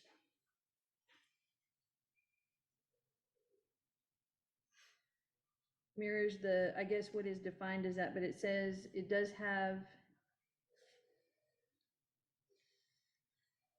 when we had proposed number 9, which actually is language from the statute, taking an active part in another person's political campaign for an elective position of the municipality. And we had put that under the definitions. Under the 143.086 political activities, letter A says, while in uniform or on active duty, a firefighter or a police officer may not take an active part in another person's political campaign for an elective position of the municipality. That's the first sentence. Yeah. So, and that's not including yours, but I'm wondering, is this part, this take an active part in other political campaigns for an elected position of the municipality, is this covered? Is the intent that it's covered under the article that you proposed as 26.3, the definition? Where political activity shall be defined? So this basically defines that unless you wanted to introduce another. Why don't we just copy Okay, that? I was just, yeah, I was just Yeah. asking, We I feel didn't this- know. There is a This- sentence there that says a firefighter should not engage in political activities or On in uniform or on active duty. So we felt like that covered. Okay, That- and that was my question, because I was just trying to figure out, is there just, were you just putting it in another part, or? No, we felt it was covered in that sentence. That list, and that's why Oscar added number 6 from the list that Yes. you had introduced. So but the feeling is that encompasses taking an active part in the campaign. Okay. And I think for purposes of further discussing this article on political activities, I need to find out information. I know that there was in the arbitration, there was an issue with regard to what is a city-sponsored event and what is and does an elected official sponsored event constitute a city's sponsored event? I think that needs to be clarified for everybody's sake, and we need to, number one, figure out what, how that's designated by the city, how that's done, how the, how many events an elected official has, what does that do? And so I'll have more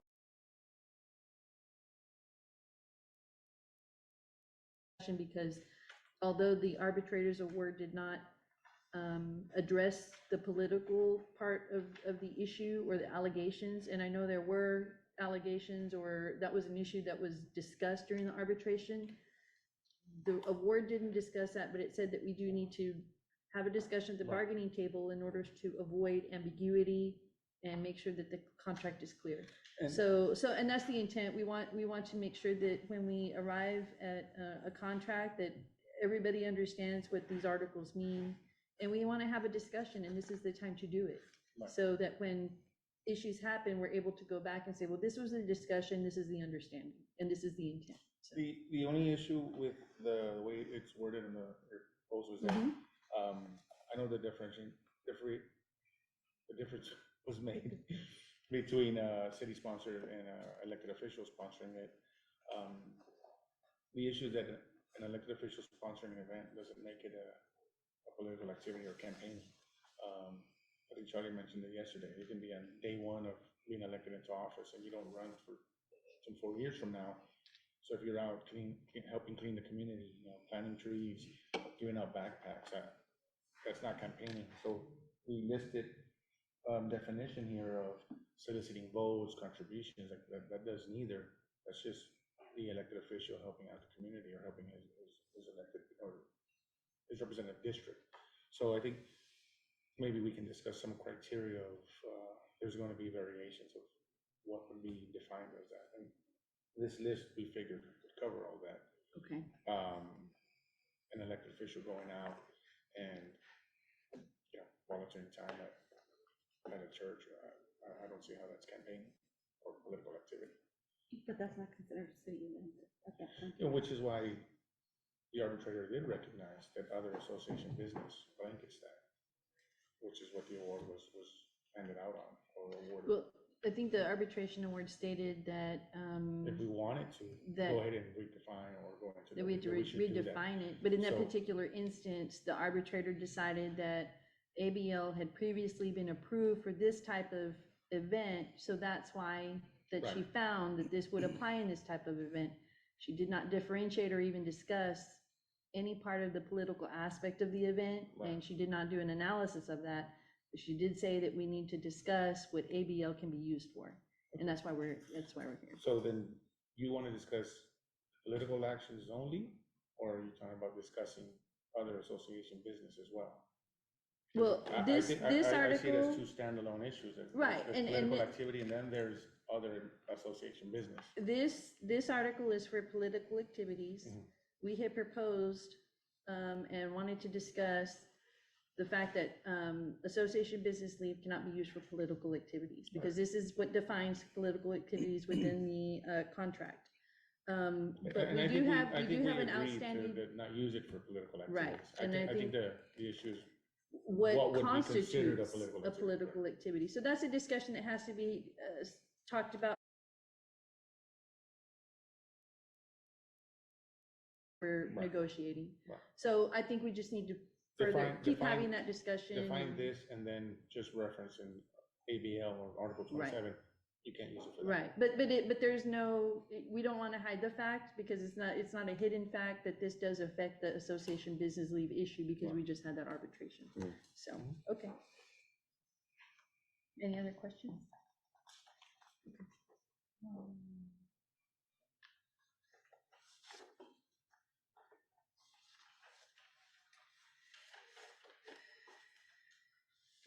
Okay. Okay. Mhm.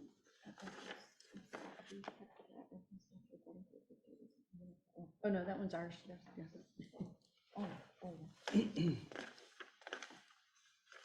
Yeah.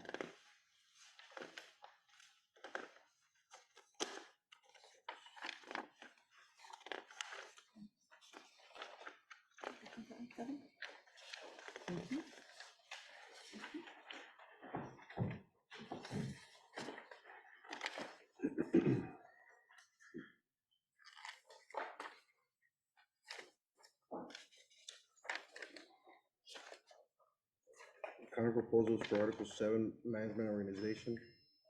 It's under 7.2. The fire department shall have, we changed it to 2 appointed assistant chiefs, 3 tested deputy chiefs, and 1 tested fire marshal. We scratched out, we changed assistant chief from 1 to 2. The tested deputies from 2 to 3. And we scratched out 1 appointed deputy chief, which literally makes all 3 deputy chiefs a tested position to appoint an additional assistant chief to help operations. Oh, so you're moving, the appointments up to the assistant chief? Yeah. To the equal rank. To the other equal appointment. rank. But no new FTEs. Or Well, yes? I'm No, gonna add one. it's gonna add 1 FT. Oh, it is? But One then even assistant. count, Yeah, even 'cause- count towards yeah. the FTE. The assistant chief. And how, what, It is adding two. that would be, From five? for what, have you spoken to the chief about this? I mean, how is it going to work in his organizational chart? Is he in favor of this? We don't know. We So don't you know. all would be dictating what management should or should have as far as a number? Well, Listening to the, I guess the proposal or the reasoning, so at the opponent level of where, you know, he's having his team, looking at how our study materials, so how they appoint and how they break out their command structure, the second assistant would allow him to have 2 equal, and they would oversee everyone else. So you have So a- he would have control of, I think the issue now is where there's 1 tested, 2 tested deputy, 1 appointed, and they're the equal rank, so they don't know, I guess, who's handling what, because the So- fire chief didn't propose anything to the union. So, well, he's not changing the org chart, per se, or if he is, but I guess I'd like to see an org chart to present to him. Well, that's where the union's proposal, or counter. Because y'all countered to change one of the deputies. But I from think he from was tested to appointed. non-tested. The concern was the cohesiveness of the group. We felt that if you raise the appointed to 2 assistant fire chiefs, they would make it more cohesive, easier to manage and dictate whatever the fire chief wants to do. And it lessens the turnover on the deputy level position, because there is a shorter amount of period that historically an appointed position holds versus a tested position in the history of the department. So we So- want the less turnover, I guess, in the most amount of the rank structure that we can I don't possibly. understand where y'all are coming from. A couple of hours ago, you came and said, let's look for savings anywhere and everywhere, right? And now you're adding maybe another $200,000 into the budget. Well, no, that this you're isn't, gonna save. This is just a counter. No, the but- reality is but- to leave the same. No, but this is where you're coming, like, I'm listening to you, right? We're negotiating good faith. And what you're telling me is you're adding at least another $200,000 to the budget, when 2 hours ago you're saying, any penny counts, let's try to save. Well, then in that case, just leave that as. We can leave it Yeah, as is. We have no issue leaving it. No, I'm just, We don't, I guess, I'm just coming, what's you the know, where y'all reasoning, coming? what's the What's the reasoning reason? for the appointed The actual change. position? The additional appointed position. Is We were that just trying to more answer than- some of the questions that I guess the But- city's team proposed. right, and so, you're more than happy to answer the questions or bring in the chief for this Oh, particular one. okay. But by saying, well, because we don't like it, let's add more money. Oh, to no it. one not said, saying- no one no one said said That's we what you're don't doing. like No one had an No, issue with it. No, as we didn't have is. an issue at all, and that's why we proposed no changes to that.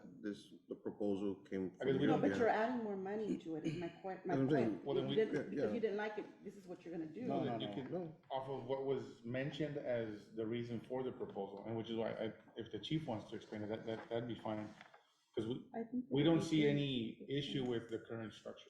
There's 3 deputies, and it looks like there's enough manpower at the higher ranks to handle what those positions require, so what the difference does the appointed and the tested make? Well, we just, I mean, just, Okay, like I say, it goes back to, we had no issue with the way it was origin. We didn't know there was an issue. Yeah, so when this was brought forth to the table, what exactly was the issue? You know, to be able to what was appoint. supposed to be addressed? What was the intent?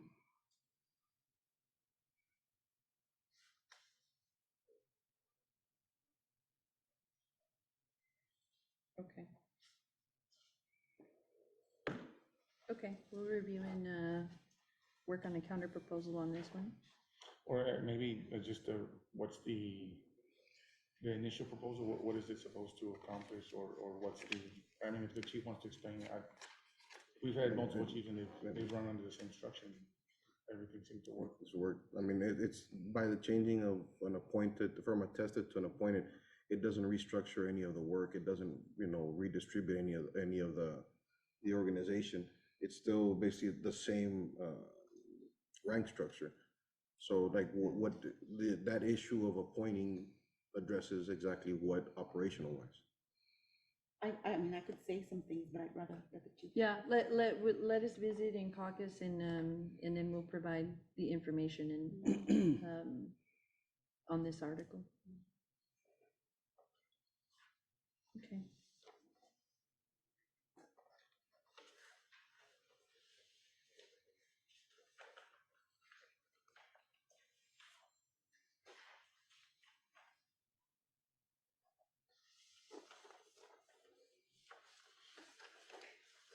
Yeah.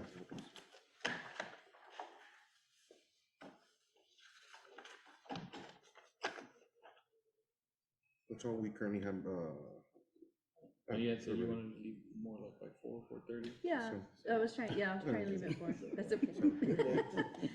But there is a item before, I know that we don't have any other counter proposals for today, but we're working on the information. And the next thing we need to work on are the dates for the next, I think that's the important part.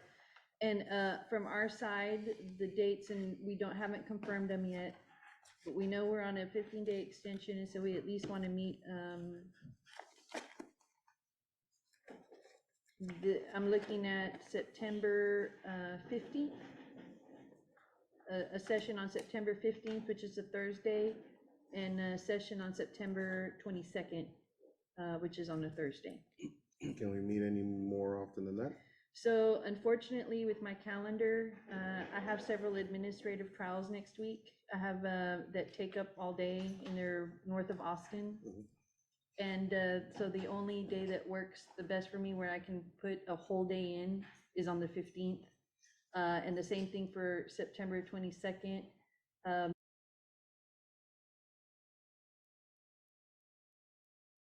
But that's for another item, and that's a city council meeting, so my team won't be available to help me and participate.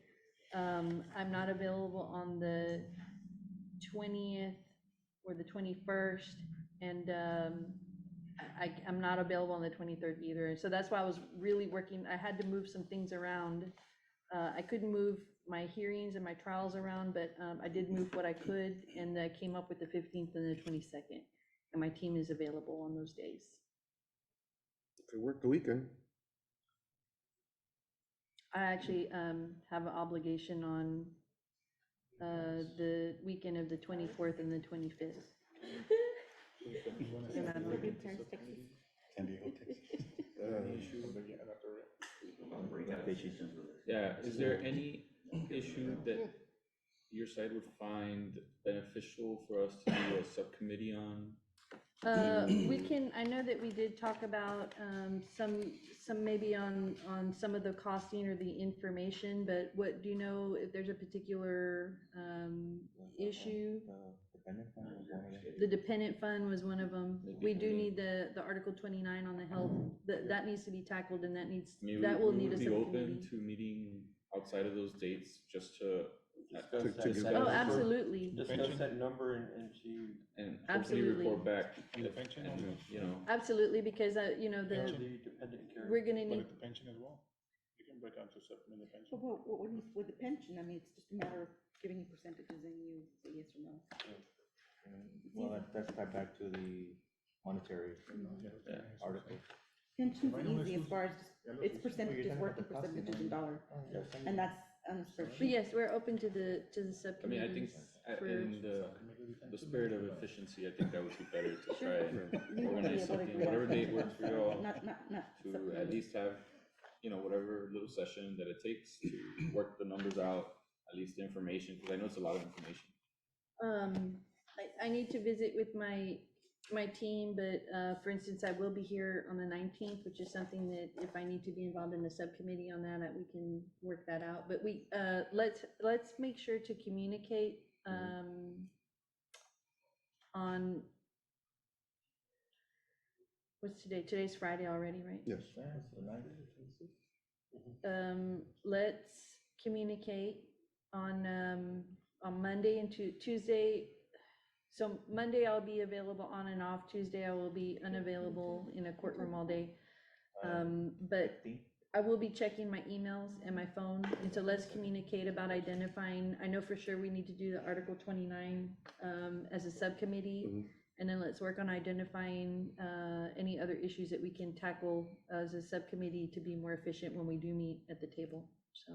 So maybe like, the 16th, subcommittee, I don't know who would have to be as far as who has the numbers on, Ms. Teniente is the one that has them, or who has them as far as what that future cost looks like, those increases that you guys mentioned? Probably both of us.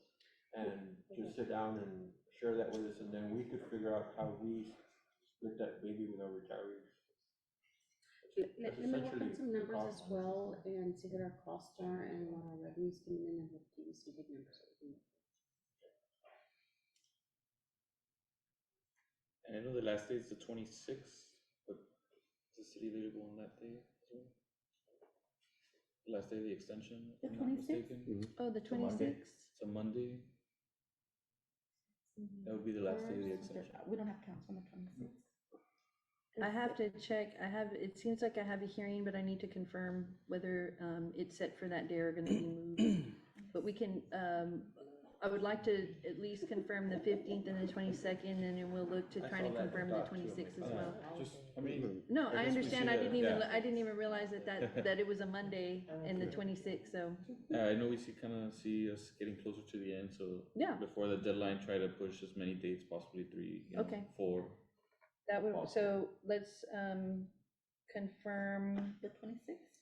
the 15th, 15th, 22nd, and then 22nd. 26th. And I just need to make sure, I'm sure that, I don't think that this is, I think the hearing that I have is going to be moved, I just need to make sure. But let's tentatively confirm the 26th, and I'll, I'm not here on the 26th, but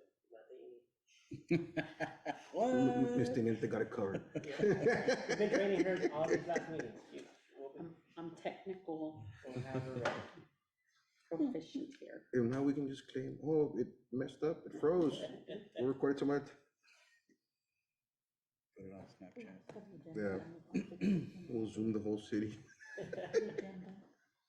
and I need to look, but it looks like I do have availability the rest of that week as well. I know that we're working on the 26th, but just to let you know that, I will have availability that week as well, if we need to continue. You mean the 27th, you mean? Yeah, the 27th. Yeah, because if we're gonna put anything at council, it's October the 3rd or the 24th, or the 17th. Okay. So you're saying there's a chance? Yes. She was very optimistic, but she wasn't. Yeah, she's like, yes. I've been around. This is my second rodeo. Okay, Okay, so. all right, so I'll confirm those in,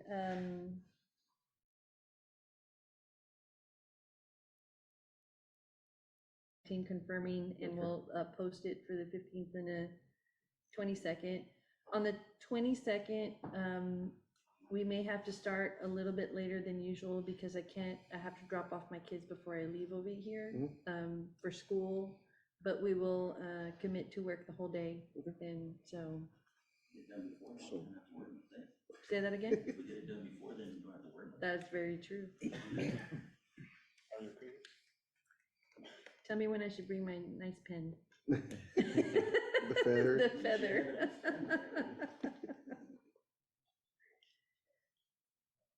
So, and then on the, so you said the 16th, maybe we can form the subcommittee depending on how much we get accomplished on the 15th, right? to tackle the issue. I possibly think that today. we need the subcommittee anyway. Okay, Yeah, I think regardless. so that, regardless, on the 16th, we should have a subcommittee on, I guess whatever date. or yeah, whatever. we just need to make sure that Linda and Jesus, and is there anybody else that needs to be part of that? I'll probably bring Alma with me. Yeah, for that maybe Alma, who she has all the details on I that. guess maybe even before the 15th would be good. Yeah, That way we that can way, just have everything. if we for iron the that out, meeting, we can just, Yeah, I'll let, If possible, just. I will Best make effort. myself available. Can move stuff around. The 13th, That works for me. for me. Jesus, it's on a Tuesday. I won't be here, so. The 14th, 15 now, let me check. Mr. Chan. I'll be in 14th will be Austin on meeting. 13th. Driving back from Austin. 13, we have something on mission and vision meeting, 9 to. Oh, something, 13th we sir? can't, 13th, it's a departmental retreat. Yeah, What about the 14th? 14th? 14, I'm good. I'm good. We could do the 14th. Y'all can do the 14th. No, I have an issue with the FA. Okay, Yeah, I'll do the 14th. 9 AM? Afternoon, whatever. I mean, you can show up and just get the numbers, I mean, then we can figure out the math of Yeah. how we'll split the 9 baby a.m. between the active and the retirees, I mean. Yeah.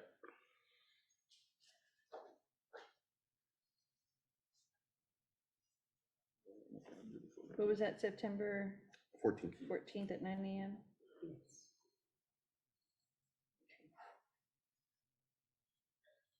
Jesus in the finance conference room? Is that, Can we is look that there? in the way of the payroll thing? You can do it upstairs, Tim. We'll figure out a room, which one? Or downstairs, Yeah, first and then floor. we'll You just, have to- let me know. Or we'll go. The second conference. That's the day of the FA inspection. City officer.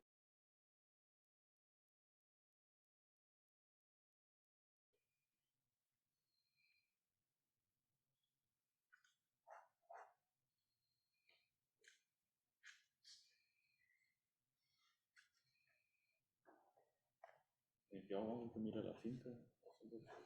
If you can get in. You can always talk to the marshal. Marshal, maybe they're I over can come in. capacity.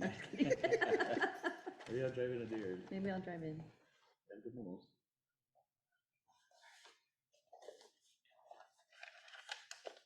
Okay, so we have those dates lined up for the second meeting, the 14th, negotiations 15th, 22nd, and tentatively Monday, the 26th. Yeah. Which is actually at the end of the extension. Right, and I should be able to make that work, I just need to make sure with the Okay. court and the other party. Yeah, you can just reach out to us, email, Okay. phone call. Yeah, perfect.